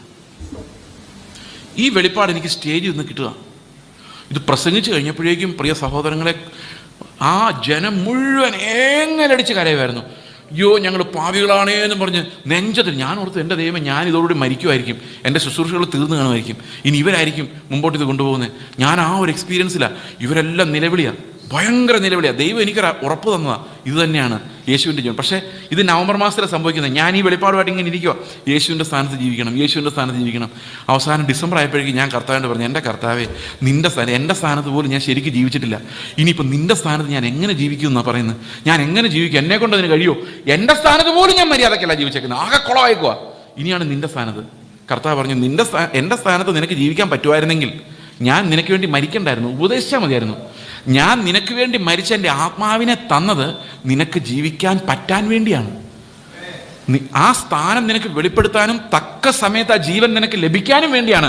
അതുകൊണ്ട് നിന്നാൽ ഇത് കഴിയില്ല, പക്ഷെ എൻ്റെ ആത്മാവിനാൽ ഇത് കഴിയും. ഇത് 2009 നടന്ന കാര്യമാണ്. പ്രിയ സഹോദരങ്ങളെ, ദൈവത്തിൻ്റെ ആത്മാവ് നമുക്ക് തുടർച്ചയായി നൽകിക്കൊണ്ടിരിക്കുന്ന യേശുവിൻ്റെ ജീവനാണ്. അത് അവൻ്റെ ആത്മാവിന് മാത്രമേ വരുള്ളൂ. അത് അവൻ എവിടെ ജീവിക്കുന്നു, അവൻ എന്ത് സംസാരിക്കുന്നു എന്നുള്ളത് നമ്മുടെ വലിയ കണ്ടെത്തലാണ്. ഈ കുണ്ടറയിൽ യേശു 2000 വർഷങ്ങൾക്ക് ശേഷം ഇന്ന് ജീവനോടെ നമുക്ക് കാണാവുന്ന രീതിയിൽ ഇവിടെ യേശു ഉണ്ടായിരുന്നെങ്കിൽ അവൻ എന്ത് ചെയ്യുമായിരുന്നു, എങ്ങനെ നടക്കുമായിരുന്നു, എൻ്റെ വീട്ടിൽ എൻ്റെ സ്ഥാനത്ത് യേശു ആയിരുന്നെങ്കിൽ അവൻ എങ്ങനെ പെരുമാറുമായിരുന്നു എന്നെനിക്ക് വെളിപ്പെടുത്തി തരുന്നതാണ് ദൈവത്തിൻ്റെ ആത്മാവിൻ്റെ പണി. ഇതാർക്കും ഇഷ്ടമില്ലാത്തത്, ഇതാർക്കും ഇഷ്ടമില്ല. എന്തുകൊണ്ട് ഇഷ്ടമില്ലെന്നറിയോ? ഇപ്പം ഫുട്ബോൾ വേൾഡ് കപ്പ് നടക്കുന്ന സമയം പിള്ളേരോട് ചോദിക്കുക, നിൻ്റെ ജീവിതം വിട്ടിട്ട് റൊണാൾഡോയുടെ ജീവിതം അല്ലെ മെസ്സിയുടെ ജീവിതം തരാമെന്ന് പറഞ്ഞാൽ പിള്ളേർ തുള്ളി ചാടിപ്പൊക്കളും. എന്തൊരു സന്തോഷമായിരിക്കും. ആ സമയത്ത് രാഷ്ട്രീയ അഫിനിറ്റി ഉള്ളവരോട് പറയാണ്, നീ മുഖ്യമന്ത്രി ആയിട്ടിരുന്നോ പിണറായി വിജയൻ്റെ സ്ഥാനത്ത്, പിണറായി വിജയൻ ഇവിടെ ഒന്ന് വിശ്വാസം ഇരുന്നോളാന്ന് പറയാം. സന്തോഷമായിട്ട് പിണറായി വിജയൻ്റെ സ്ഥാനത്തേക്ക് പോകുന്ന ഒത്തിരി ആൾക്കാർ ഇവിടെ ഇരിപ്പുണ്ട്. ഇവരുടെ എല്ലാം ജീവിതത്തിനൊരു അട്രാക്ഷൻ ഉണ്ട്, ഈ ലോകത്തിനൊരു മഹത്വമുണ്ട്. ഈ ലോകത്തിൻ്റെ മഹത്വമുള്ള ജീവിതത്തോട് നമുക്കെല്ലാം ഒരു കൊതിയുണ്ട്. നമ്മുടെ ഉള്ളിലെല്ലാം ആ ഒരു മഹത്വത്തോടുള്ളൊരു ദാഹമുണ്ട്. ഈ മഹത്വം പ്രാപിക്കണമെന്ന് ആഗ്രഹമുണ്ട്, ടോപ്പ് ലെവലിൽ വരണമെന്ന് ആഗ്രഹമുണ്ട്. അതിലേക്ക് നമ്മളിപ്പോൾ വരാൻ പോകുന്നത്, അതെല്ലാം ഉണ്ട്. പക്ഷെ യേശുവിൻ്റെ ജീവൻ തരാമെന്ന് പറഞ്ഞാൽ എല്ലാവർക്കും ഇഷ്ടവും സ്നേഹമൊക്കെ ആണെങ്കിലും അത് ജീവിതത്തിലോട്ട് വന്നാൽ ഇഷ്ടമില്ല. ഇനി 65-ാം വാക്യം വായിച്ചു നോക്കി. 6:65 അത്. ഇത് ഹേതുവായിട്ടത്രേ. ഞാൻ നിങ്ങളോട് പിതാവ് കൃപ നൽകിയിട്ടല്ലാതെ ആർക്കും യേശുവിൻ്റെ അടുത്ത് വരാൻ കഴിയത്തില്ല. അപ്പൊ ഏറ്റവും കഠിന വാക്ക് എന്താണ്? യേശു അവൻ്റെ ജീവനാ തരുന്നത്, വേറെ ആരുടെ ജീവനല്ല. ഈ ലോകത്തിന്റെ പ്രഭുവിന്റെ ജീവനല്ല, ഇവിടെ മുതലാളിയായ ഒരാളുടെ ജീവനല്ല, ഇവിടെ ഏറ്റവും സുന്ദരനായി സുഖിച്ച് ജീവിച്ച ഒരാളുടെ ജീവനല്ല തരുന്നത്. ക്രൂശിൽ ഏകനായി നിന്ദിക്കപ്പെട്ട് മരിച്ച യേശുവിന്റെ ജീവനാ തരുന്നത്. ആർക്ക് വേണം? ഇതുകൊണ്ട് ആൾക്കാർ ഇട്ടിട്ട് പോയത്. എന്നോട് പലരും ചോദിച്ചിട്ടുണ്ട്, ഈ യേശുവിൻ്റെ ജീവനിൽ എന്താ ഇത്ര ഇരിക്കുന്നത്? ഒരു കല്യാണം കഴിച്ചവൻ അറിയാം അവൻ്റെ പ്രതിസന്ധി. ഒരു കല്യാണം കഴിക്കാത്ത, ഒരു എൻജോയ്മെൻറ്റ്, ഒരു മൊബൈൽ ഫോൺ പോലും കയ്യിലില്ലാത്ത, ഒരു വണ്ടി ഓടിക്കാത്ത, ഈ ഗലീലയിലും യെരുശലേമിലും അല്ലാതെ ആ രാജ്യത്തിന് വെളിയിൽ സഞ്ചരിക്കാത്ത വെറും 12 ശിഷ്യന്മാരുണ്ടായിട്ട് അവരിൽ ഒരുത്തൻ പോലും കൂടെ ഇല്ലാതിരുന്ന യേശുവിൻ്റെ ജീവൻ ആർക്ക് വേണം? അതോ 20,000 പേര് പ്രസംഗം കേൾക്കുന്ന ഒരു വമ്പൻ പ്രസംഗകന്റെ ജീവിതം വേണോ? അതോ ഒന്നുമില്ലാതെ ഏകനായി ക്രൂശിൽ മരിച്ച യേശുവിൻ്റെ ജീവൻ വേണോ എന്ന് ചോദിച്ചാൽ choice is obvious, answer is also obvious, അല്ലേ? മനസ്സിലാവുന്നുണ്ടോ എന്താ അവർ അത്രയും പേര് കഠിനവാക്കെന്ന് പറയാൻ കാരണം? ആത്മാവ് നമ്മളെ കാണിച്ചു തരുന്ന പ്രാണന്റെ തലത്തിലുള്ളൊരു വിജയമല്ല, ആത്മാവിന്റെ തലത്തിൽ യേശുവിനെ അനുഭവിക്കാൻ ആത്മാവ് പഠിപ്പിച്ചു തരുന്നത്. അത് എല്ലാ ജഡ മനുഷ്യനും അനാകർഷകമാണ്, സഹിക്കാൻ പറ്റത്തില്ല. അത് വിടുതലല്ലെന്നാ പറയുന്നത്, വിടുതലല്ല. ഒരു വിടുതലില്ല ബ്രദറേന്ന. ഇത്രയും നാള് ശുശ്രൂഷിച്ചിട്ടും വലിയ സഭ കിട്ടിയില്ല, ഒരു വിടുതലില്ല. യേശുവിലേക്കല്ല അവർ വളരുന്നത്, 666 അതവർ മനസ്സിലാക്കുന്നില്ല. നിങ്ങളിത് എങ്ങനെ എടുക്കുന്നത് എനിക്കറിയാമേ, പക്ഷെ ഇത് അന്ത്യകാലത്തേക്കുള്ള ഒരു പ്രൊഫസി ആയിട്ട് തന്നെ നിങ്ങൾ എടുക്കേണ്ടി വരും. കാരണം ഇത് ഞാൻ എൻ്റെ ഹൃദയമാണ് നിങ്ങളുടെ മുമ്പിൽ പറയുന്നത്. ഞാൻ പഠിച്ചു വെച്ച കുറേ കാര്യങ്ങളല്ല. എൻ്റെ കയ്യിലൊരു സ്ലിപ്പ് പോയിട്ടൊരു പേപ്പർ പോയിട്ടൊരു അണ്ടർലൈൻ ചെയ്തൊരു ബൈബിൾ 5 ദിവസം സംസാരിക്കാൻ വന്നയാളാണ്. എൻ്റെ കയ്യിൽ ബൈബിൾ മാത്രമേ ഉള്ളൂ. എൻ്റെ ബൈബിളിനകത്തൊരു വര പോലും ഇട്ടിട്ടില്ല. ഒരു പേപ്പർ തുണ്ടോ കടലാസോ എൻ്റെ കയ്യിലില്ല. എൻ്റെ കയ്യിലൊരു പുസ്തകവും ഇല്ല. കാരണം ദൈവം നിങ്ങളോട് സംസാരിക്കുമെന്നുള്ള ബോധ്യത്തിലാണ് ഞാനിവിടെ നിൽക്കുന്നത്. നിങ്ങൾക്ക് ക്രിസ്തു ഇല്ലാത്ത, ക്രിസ്തുവിൻ്റേതുപോലെ നോക്കിയാൽ കാണില്ലാത്ത ഒരു ജീവിതമാണ് നിങ്ങളെ ഇന്നത്തെ പ്രവാചകന്മാരും ശുശ്രൂഷകന്മാരും പറഞ്ഞു മോഹിപ്പിച്ചിരിക്കുന്നതെങ്കിൽ നിങ്ങൾ ഈ ലോകത്തിനുള്ളവർ തന്നെയാണ്. അവിടെ നിന്ന് നിങ്ങളെ രക്ഷിക്കാനാണ് ദൈവത്തിൻ്റെ ആത്മാവ് നിങ്ങളോട് യേശുവിൻ്റെ ജീവനായിട്ട് വരുന്നത്, യേശുവിൻ്റെ ജീവനായിട്ട്. ഓക്കെ, നമുക്കിനി കാണാൻ പോകുന്നത് ഈ ദൈവത്തിൻ്റെ ആത്മാവ് നമ്മളിൽ വന്നാൽ യേശുവിൻ്റെ ജീവനാണ് വരുന്നതെന്ന് നമ്മൾ പറഞ്ഞു. പക്ഷേ എങ്ങനെയാണ് വരുന്നത്? അതിനാണ് 5 കാര്യങ്ങൾ നമുക്കുള്ളത്. എങ്ങനെയാണ് ദൈവത്തിൻ്റെ ആത്മാവിനെ നമുക്ക് അനുഭവിക്കാൻ, ആത്മാവ് എങ്ങനെയാണ് പുത്രത്വം നമുക്ക് നൽകുന്നതെന്ന് മനസ്സിലാക്കിപ്പിക്കുന്ന 5 പ്രധാനപ്പെട്ട ശുശ്രൂഷകൾ. ഒരുപക്ഷെ നിങ്ങളിത് വായിച്ച് വേറെ ഏതെങ്കിലും രീതിയിൽ ഇത് വായിച്ചു കഴിഞ്ഞാൽ ഒത്തിരി കാര്യങ്ങൾ ഉണ്ടാകുമായിരിക്കാം. പക്ഷേ എന്നെ ദൈവം പഠിപ്പിച്ച 5 കാര്യങ്ങൾ, ഇത് 10 വർഷം കൊണ്ട് എന്നെ പഠിപ്പിച്ചത് ഈ 5 കാര്യങ്ങൾ, ഏതാണ്ട് 8-9 വർഷങ്ങൾ കൊണ്ട് ഞാൻ പഠിച്ച കാര്യങ്ങളാണിത്. ഓക്കെ, അതാണ് ഈ 5 ദിവസം കൊണ്ട് ഞാൻ നിങ്ങളോട് പറയാൻ ശ്രമിക്കുന്നത്. ആത്മാവ് ചെയ്യുന്ന ഒന്നാമത്തെ കാര്യം, റോമാലേഖനം 8-ാം അധ്യായത്തിൻ്റെ 26-ാം വാക്യം. റോമാലേഖനം 8-ാം അധ്യായത്തിൻ്റെ 26-ാം വാക്യം. അവണ്ണം തന്നെ ആത്മാവ് നമ്മുടെ ബലഹീനതയ്ക്ക് തുണ നിൽക്കുന്നു. വേണ്ടും പോലെ പ്രാർത്ഥിക്കേണ്ടത് എന്തെന്ന് നാം അറിയുന്നില്ലല്ലോ. മതി. ഈ പെന്തക്കോസ്തുകാരായ നമുക്ക് വേണ്ടും പോലെ പ്രാർത്ഥിക്കാൻ അറിയത്തില്ലേ? പിന്നെ നമ്മൾ എങ്ങനെ 40 ദിവസം ഉപവാസ പ്രാർത്ഥനയൊക്കെ നടത്തുന്നത്? വേണ്ടും പോലെ പ്രാർത്ഥിക്കാൻ അറിയത്തില്ലേ? പൗലോസ് പറയുവാണ് എനിക്കറിയാൻ മേലെന്ന്. പിന്നെ നമുക്കങ്ങ് സമ്മതിച്ചേക്കാം അറിയാൻ വയ്യ. നിങ്ങൾ ഇങ്ങനെ ചിന്തിച്ച് നോക്കി, എന്തുകൊണ്ടാണ് പൗലോസ് അങ്ങനെ പറഞ്ഞു? വേണ്ടും പോലെ പ്രാർത്ഥിക്കാൻ അറിയത്തില്ല. നമ്മൾ പ്രാർത്ഥിക്കുന്ന എല്ലാ പ്രാർത്ഥനാ വിഷയങ്ങളുടെ ഉത്തരം അപ്പോൾ ദൈവം തരുവാന്ന് വിചാരിച്ചോ? അപ്പോൾ ഉദാഹരണത്തിന് ഞാൻ പ്രാർത്ഥിക്കാം, കർത്താവേ എനിക്ക് ഒത്തിരി തടിയുണ്ട്, എനിക്കൊരു സ്ലിമ്മായിട്ട് കാണണം. അപ്പം രാവിലെ കണ്ണാടി നോക്കിയപ്പോൾ ഞാൻ സ്ലിമ്മായിട്ടിരിക്കുന്നു. ഇങ്ങനെ ദൈവം പ്രവർത്തിക്കുമെന്ന് വിചാരിച്ചു. അപ്പോൾ എൻ്റെ ശരീരം ഒന്ന് വെളുക്കണം, ഫെറാൻ ലെവലിൽ തേച്ച് ഞാൻ മടുത്തു, കർത്താവെ ഒന്ന് വെളുപ്പിച്ച് തരണേ. ഇതാ കണ്ണാടി നോക്കിയപ്പം നല്ല സായിപ്പിനെ പോലിരിക്കുന്നു. പൈസ ഇല്ലാതെ അലഞ്ഞു തിരിഞ്ഞ് നടക്കുമ്പോൾ കർത്താവ് 2 കോടി രൂപയുടെ ആവശ്യമുണ്ട്, ഏതാണ്ട് എല്ലാ പ്രശ്നവും തീരുമായിരിക്കും അല്ലേ?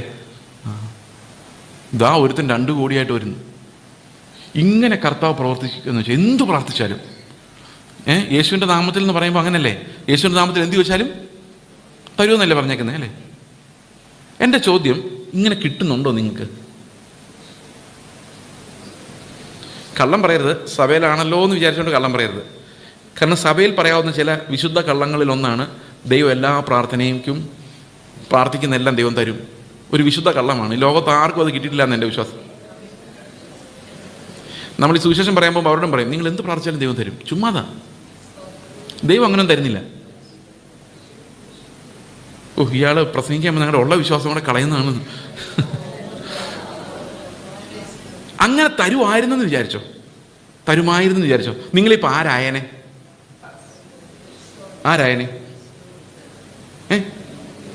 യേശുവിനെ പോലെയോ? എവിടെ? ഇപ്പം തന്നെ ദൈവം എല്ലാം തരുമായിരുന്നെങ്കിൽ ഞാൻ ഈ ലോകത്തിലെ ഏറ്റവും വലിയ മുതലാളിയും ഏറ്റവും ആരോഗ്യമുള്ളവനും ഏറ്റവും സുന്ദരനും എല്ലാവരും ബഹുമാനിക്കപ്പെടുന്നവനും ആരും കുറ്റം പറയാത്തവനുമായിരുന്നേനെ. എന്ന് പറഞ്ഞാൽ ഈ ലോകത്തിൻ്റെ എല്ലാ മഹത്വവും പിശാചിൻ്റെ കയ്യിലല്ല, എൻ്റെ കയ്യിലായനെ. എന്ന് പറഞ്ഞാൽ ഞാനൊരു 666 മാറിയെന്നെ. നിങ്ങൾ ആലോചിച്ച് നോക്കിയോ?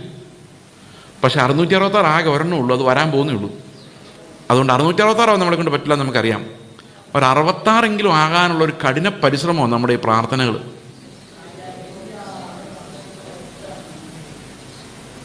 ഒരു ചെറിയ പ്രഭു, ആവശ്യത്തിന് പണം, നല്ല വാഹനം, നല്ല വീട്, നല്ല പിള്ളേരെ, മിടുക്കന്മാർ, നമ്മുടെ ചർച്ചിലുള്ള എല്ലാ പിള്ളേരെക്കാളും ടോപ്പിൽ വരുന്ന പിള്ളേർ. എന്തായിരിക്കും? 666 ആയില്ലെങ്കിലും ഒരു 66 ആയാനാകും. ദൈവം അങ്ങനെ ആക്കും. നിന്നെ ഉയർത്തും, നിന്നെ മാനിക്കും. ആ മോഹങ്ങൾക്കൊരു അതിരുമില്ല. പക്ഷെ ഒന്നും നടക്കുന്നില്ല. ഞാൻ പറയുന്നത് കേൾക്കുമ്പോൾ നിങ്ങൾക്ക് എന്തൊക്കെയോ പരിചയം തോന്നില്ല ഈ നാട്ടിലൊക്കെ ഉള്ള ആൾക്കാരെ? നിങ്ങളെക്കുറിച്ച് തന്നെ പറഞ്ഞ. പക്ഷെ എന്തോ ദൈവകൃപയാൽ എൻ്റെ വിവരമില്ലാത്ത ഈ പ്രാർത്ഥനകളൊന്നും ദൈവം കേൾക്കുന്നില്ല. കേട്ടായിരുന്നെങ്കിൽ ഞാൻ എതിർ ക്രിസ്തുവിൻ്റെ ഒരാളായിട്ട് വളരെ പെട്ടെന്ന് മാറിയേനെ. എത്ര പേർക്ക് സന്തോഷമുണ്ട്? അതുകൊണ്ട് ദൈവത്തിൻ്റെ ആത്മാവ് എന്ത് ചെയ്യുന്നറിയോ? ഉച്ചരിച്ചു കൂടാത്ത ഞരക്കങ്ങളാൽ നമ്മുടെ ബലഹീനതയ്ക്ക് അവൻ തുണ നിന്നുകൊണ്ട് ഉച്ചരിച്ചു കൂടാത്ത ഞരക്കങ്ങളാൽ നമുക്ക് വേണ്ടി പക്ഷപാതം ചെയ്യുന്നു. ഇത് മനസ്സിലാക്കണമെങ്കിൽ നമുക്ക് വേണ്ട പോലെ പ്രാർത്ഥിക്കാൻ അറിയത്തില്ലാത്തത് കൊണ്ട് വേണ്ടതുപോലെ പ്രാർത്ഥിക്കുന്ന ദൈവത്തിൻ്റെ ആത്മാവ് നമുക്ക് പകരം പ്രാർത്ഥിക്കുന്നു. അതിങ്ങനെയാണ്. ഞാനിപ്പോൾ ദൈവത്തിന് മുമ്പിൽ ഒരു ലിസ്റ്റ് കൊടുക്കുകയാണ്, ഒരു പ്രാർത്ഥന ലിസ്റ്റ്. നിങ്ങളൊരു 10 പ്രാർത്ഥന ലിസ്റ്റ്. ഇപ്പം കർത്താവ് നിങ്ങളോട് പറയാണ്, നിങ്ങൾ ചോദിച്ചാൽ ഉറപ്പായിട്ട് ഞാൻ തരുന്നു 10 കാര്യങ്ങൾ, എഴുതിക്കോ എന്ന് പറഞ്ഞ് നിങ്ങൾ എന്തെഴുതും? ആ 10 കാര്യങ്ങൾ നിങ്ങളുടെ കയ്യിലിരിപ്പുണ്ട്. ദൈവത്തിൻ്റെ ആത്മാവ് വേറെ 10 കാര്യങ്ങളുടെ ഒരു ലിസ്റ്റും ഇതേ സമയത്ത് നിങ്ങളുടെ ഉള്ളിലുണ്ടല്ലോ. അപ്പോൾ നിങ്ങളുടെ മനസ്സ് മുഴുവൻ ആർക്ക് കാണാം? ഈ അകത്ത് ആത്മാവിൽ വന്നിരിക്കുന്ന ദൈവത്തിൻ്റെ ആത്മാവിനെ കാണാം. അപ്പം മനസ്സ് മുഴുവൻ പരിശോധിച്ചിട്ട് നമുക്ക് വേണ്ടതിൻ്റെ വേണ്ടാത്തതിൻ്റെ ഒരു ലിസ്റ്റ് ദൈവത്തിൻ്റെ ആത്മാവ് ഉണ്ടാക്കിയിട്ടുണ്ട്. നേരെ പിതാവിൻ്റെ അടുക്കിലേക്ക് യേശുവിൻ്റെ നാമത്തിൽ ഞാൻ എൻ്റെ ലിസ്റ്റ് കൊടുക്കുന്നു. ദൈവത്തിൻ്റെ ആത്മാവ് ഉച്ചരിച്ചു കൂടാത്ത ഞരക്കങ്ങളാൽ എനിക്ക് വേണ്ടി അവനുണ്ടാക്കിയ ലിസ്റ്റും കൊടുക്കുന്നു. അപ്പൊ ദൈവത്തിൻ്റെ കയ്യിൽ ഇപ്പൊ 2 ലിസ്റ്റ് ഉണ്ട്. ഒന്ന് വിവരമില്ലാത്ത ഞാൻ പ്രാർത്ഥിച്ചതും, മറ്റൊന്ന് എന്നെ ശരിക്ക് ഡയഗ്നോസിസ് ചെയ്ത ദൈവത്തിൻ്റെ ആത്മാവ് പ്രാർത്ഥിച്ച 2 ലിസ്റ്റ് ഉണ്ട്. അതുകൊണ്ട് അതിനെ താഴെ എഴുതിയിരിക്കുന്നത് ദൈവത്തിൻ്റെ ആത്മാവ് വിശുദ്ധന്മാർക്ക് വേണ്ടി മാത്രമേ ഉള്ളൂ കേട്ടോ ഈ 2 പ്രാർത്ഥന ലിസ്റ്റ്.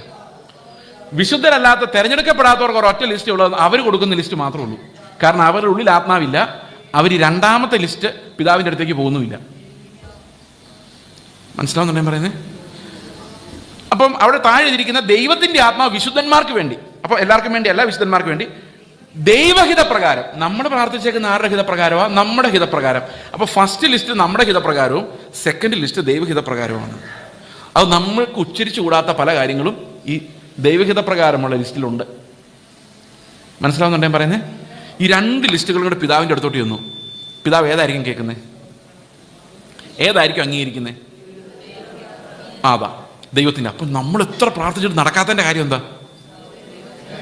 ദൈവത്തിൻ്റെ ആത്മാവ് വേറൊരു പ്രാർത്ഥന പ്രാർത്ഥിച്ചു വെച്ചിരിക്കുക, അത് ദൈവഹിതമാണ്. അത് നമ്മളെ യേശുവിനെ പോലെ ആക്കാൻ വേണ്ടിയാ. ഇത് നമ്മൾ 66 പോലെ ആകാൻ വേണ്ടിയാ. ദൈവം ഒരിക്കലും അത് അനുവദിക്കാൻ പോകുന്നില്ല. ദൈവം നമ്മളെ യേശുവിനെ പോലെ ആക്കാൻ വേണ്ടിയാ യേശുവിനെ നമുക്ക് തന്നത്. എത്ര പേർക്ക് മനസ്സിലാവുന്നുണ്ട്? ഞാനൊരു എക്സാമ്പിളോടെ പറയാം. ഇപ്പം ഞാൻ പ്രാർത്ഥിക്കുക, കർത്താവ് എനിക്കൊരു വീട് തരണമേ. ന്യായമാണല്ലോ. അപ്പോൾ ദൈവത്തിൻ്റെ ആത്മാവ് കൊടുത്തിരിക്കുന്ന ലിസ്റ്റിൽ അങ്ങനെ അല്ല എഴുതിയേക്കുന്നത്. ദൈവത്തിൻ്റെ ആത്മാവിൻ്റെ ലിസ്റ്റിൽ ഇങ്ങനെയാണ്: ചേസിനെയും കുടുംബത്തെയും നമ്മൾ ഇന്ത്യയുടെ വിവിധ ഭാഗങ്ങളിൽ സുവിശേഷ വേലയ്ക്ക് മിഷണറി പ്രവർത്തനത്തിന് വേണ്ടി തിരഞ്ഞെടുത്താണ്. അവനൊരു വീട് പണിത് ഒരു സ്ഥലത്ത് കുറ്റിയടിക്കാനുള്ള പരിപാടിയാണ്. അവനിത് കൊടുക്കരുതെന്നാണ് ദൈവത്തിൻ്റെ ആത്മാവ് പറയുന്നതെങ്കിൽ ഞാൻ എൻ്റെ ആയുഷ്കാലം മുഴുവൻ ഉപവാസിരുന്നാൽ അത് കിട്ടാൻ പോകുന്നില്ല.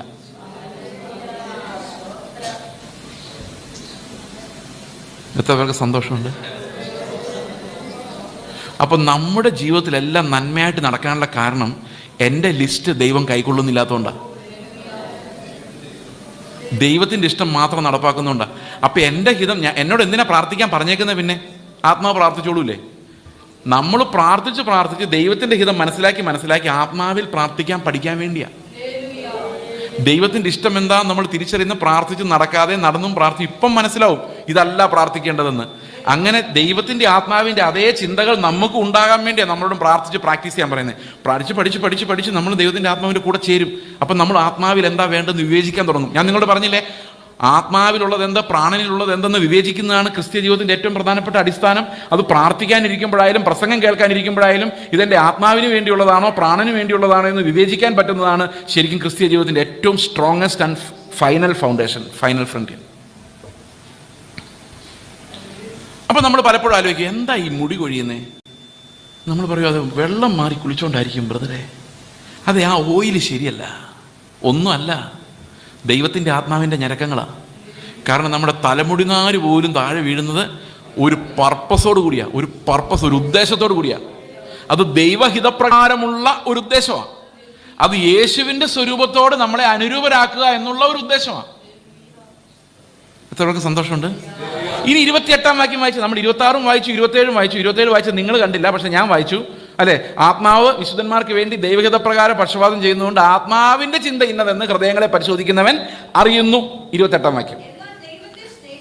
ദൈവത്തെ സ്നേഹിക്കുന്നവർക്ക്,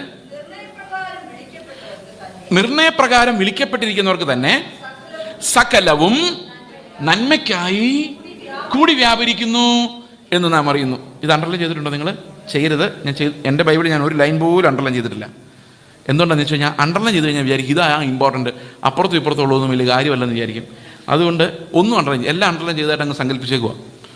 കാരണം ഞാൻ പലപ്പോഴും ഇതിന് മുമ്പും പിൻപും വായിക്കാത്തതുകൊണ്ട് പല മിസ്റ്റേക്സും പറ്റിയിട്ടുണ്ട്. ഇപ്പോൾ ഇതേ മുൻപും പിൻപും ചേർത്ത് നമ്മൾ 26 തൊട്ട് വന്നേക്കുക. 28 മാത്രമായിട്ട് അണ്ടർലൈൻ ചെയ്യരുത്. അങ്ങനെയാണ് 26 തൊട്ട് 30, 32, 38 വരെ അണ്ടർലൈൻ ചെയ്യേണ്ടി വരും. കാരണം എല്ലാം ഇത് ഒരു കാര്യം തന്നെയാണ് പറയുന്നത്. എല്ലാം നന്മയ്ക്കാം. 28-ാം വാക്യം നമ്മളെല്ലാവരും ആശ്വസിപ്പിക്കാൻ ഉപയോഗിക്കുന്ന വാക്യമാണ് 28-ാം വാക്യം. ഇപ്പം ദൈവത്തിൻ്റെ ആത്മാവിൻ്റെ പക്ഷപാതം അനുസരിച്ചാണ് ദൈവം പ്രവർത്തിക്കുന്നത് എന്നുള്ളത് കൊണ്ട് എല്ലാം നന്മയ്ക്കാം. എന്ത് നന്മയ്ക്കാം? നമ്മൾ സാധാരണ പറയുന്ന നന്മ എന്ന് പറയുന്നത്, പാസ്റ്ററെ എനിക്കൊരു 20,000 രൂപയുടെ ഒരു ജോലി, സാലറി ഉണ്ടായിരുന്ന ജോലിയായിരുന്നു, പോയി പാസ്റ്റർ എല്ലാം നന്മയ്ക്കാ ബ്രദറെ, 40,000 രൂപയുള്ള ജോലി ദൈവം തരും. അപ്പം നന്മ എന്ന് പറഞ്ഞാൽ എന്താ? ബ്രദറെ ഒരു കല്യാണാലോചന വന്നത് നടന്നില്ല, നല്ല ആലോചനയായിരുന്നു, സാരമില്ല ബ്രദർ, എല്ലാം നന്മയ്ക്കാ. ഇതിലും വലുതൊന്ന് ദൈവം കരുതിയിട്ടുണ്ട്. നിങ്ങളെ ദൈവം മാനിക്കും കല്യാണത്തിലൂടെ മാനിക്കും. നിങ്ങൾ കേട്ടിട്ടുണ്ടോ എങ്ങനെയാന്ന്? ഞാൻ കല്യാണം കഴിക്കാൻ പോകുന്ന നേരത്തെ ഞാനൊരു മിഷണറിനാണ് കല്യാണം കഴിച്ചത്. കാരണം എന്ന് വെച്ച് കഴിഞ്ഞാൽ ഡോക്ടർമാരെ കിട്ടുന്നു, ടീച്ചർമാരെ കിട്ടുന്നു. അപ്പം മിഷണറി ആരെ കെട്ടണം? നേഴ്സിനെയാണ്. മിഷണറി തന്നെ കെട്ടണം. അതല്ലേ എൻ്റെ മര്യാദ. അപ്പം ഞാനൊരു മിഷണറിയെ കല്യാണം കഴിക്കുന്ന സമയത്ത് എൻ്റെ പല മിഷണറി ഫ്രണ്ട്സും എൽഡേഴ്സ്, കാരണവന്മാർക്കായി കുഴപ്പം കൂടുതൽ. കാരണവന്മാർ വന്നിട്ട് പറഞ്ഞു, ചെയ്സേ എടാ മണ്ടത്തരം കാണിക്കില്ലേ, നിന്നെ ദൈവം മാനിക്കും. ഞാൻ ചോദിച്ചു എങ്ങനെ മാനിക്കും? പുള്ളി ഉടനെ ഫയൽ തുറന്നിട്ട് അതിനകത്ത് കുറേ പെൺപിള്ളേരുടെ ഫോട്ടോ, അത് റെഡിയാണ്, എടുത്ത് കാണിച്ചു. ഇത് അമേരിക്കൻ സിറ്റിസണാണ്, പരിചയപ്പെടുത്തുക. അപ്പം ഞാൻ ചോദിച്ചു, ഈ അമേരിക്കൻ സിറ്റിസനെ കെട്ടുവാണെങ്കിൽ ഞാൻ മാനിക്കപ്പെടുമെന്ന് ചോദിച്ചു. ഞാൻ പറഞ്ഞു പിന്നെ തീർച്ചയായിട്ടും അത് വലിയ കാര്യമല്ലേ, അമേരിക്കയിൽ പോയി ജീവിച്ചുകൂടെ എന്നൊക്കെ ചോദിച്ചു. അപ്പം ഞാൻ പറഞ്ഞു ഒരു പ്രോബ്ലം ഉണ്ട്. എന്താണെന്ന് വെച്ച് കഴിഞ്ഞാൽ ഈ ദരിദ്രവാസിയായ ഇന്ത്യക്കാരന് അമേരിക്കക്കാരി ആയ ഒരു പെൺകുട്ടിയെ ഭാര്യയായിട്ട് കിട്ടിക്കഴിഞ്ഞാൽ എന്നെ ദൈവം മാനിച്ചു, ശരിയാ. പക്ഷേ ആ പാവം അമേരിക്കക്കാരിക്ക് എന്നെപ്പോലെ ഒരു ദരിദ്രവാസിയെ കൊടുത്ത് ദൈവം അവരെ അപമാനിക്കുകയല്ലേ ചെയ്തത്? അത് മാത്രമല്ല കുഴപ്പം, ഇനി അവളെ കല്യാണം കഴിച്ച ജീവിതകാലം മുഴുവൻ ഞാൻ ദൈവം എന്നെപ്പോലൊരുത്തിനെ കൊടുത്ത് അപമാനിച്ച ഒരാളുടെ കൂടെ ജീവിക്കണം. അപ്പോൾ അവൾ ദൈവാനുഗ്രഹം പ്രാപിച്ച ആളാണോ, ദൈവത്തിൽ നിന്ന് അപമാനിക്കപ്പെട്ട ആളാണോ? പുള്ളി പറഞ്ഞു, നിന്നോടൊക്കെ സംസാരിക്കാൻ പോകുന്നതിന് പകരം. പ്രിയ സഹോദരങ്ങൾ, ഇത് വെറും തട്ടിപ്പാ. നിങ്ങളെ ഒരു കല്യാണത്തിലൂടെ ശ്രേഷ്ഠമായ പണമുള്ള ഒരാളെ കൊണ്ട് കെട്ടിക്കുമ്പോൾ നിങ്ങൾ മാനിക്കപ്പെടുന്നുണ്ടെങ്കിൽ പണമില്ലാത്ത നിന്നെ കെട്ടി ആ ആൾ അപമാനിക്കപ്പെടുക നിങ്ങൾ ആലോചിച്ചു. അതേ ബൈ ദാറ്റ് സെയിം ലോജിക് ഞാൻ അദ്ദേഹത്തോട് പറഞ്ഞു, നമ്മൾ ഒരാളെ മാനിക്കുമ്പോഴാണ് മാനിക്കപ്പെട്ട ഒരാളുടെ കൂടെ ജീവിക്കാൻ പറ്റുന്നത്. ദൈവത്തിൻ്റെ അനുഗ്രഹമുള്ള ഒരാളാണ് മാനിക്കപ്പെടുന്ന ആളെങ്കിൽ ഞാൻ വിവാഹം കഴിക്കുന്നതിലൂടെ ഞാൻ ഒരാളെ മാനിക്കണം. ഇതെല്ലാം പ്രാണന്റെ തലത്തിൽ നന്മ എന്ന് പറയുന്ന സാധനം നശിച്ചു പോകുന്ന എന്തോ ആണെന്ന് നമ്മൾ ചിന്തിച്ച് ആ രീതിയിൽ പഠിപ്പിച്ച് മസ്തിഷ്ക പ്രക്ഷാളനം നടത്തി വെച്ചിരിക്കുന്നത് കൊണ്ട് ദൈവത്തിൻ്റെ ആത്മാവ് ഞരക്കത്തോടെ നമുക്ക് വേണ്ടി കരുതി വെക്കുന്ന ആ നന്മ എന്താണെന്ന് യാതൊരു പിടിയും നമുക്കില്ല.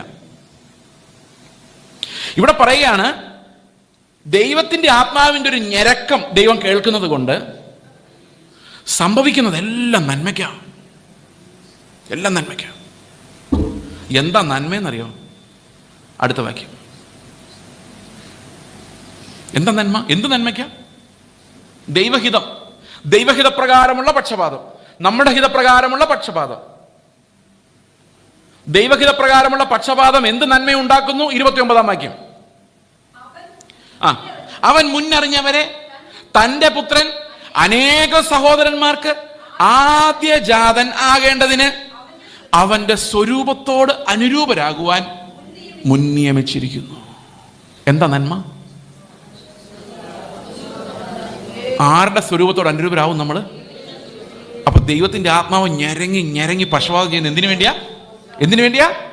ദൈവത്തിന്റെ സ്വരൂപത്തോട് നമ്മൾ അനുരൂപരാകാൻ വേണ്ടിയാ.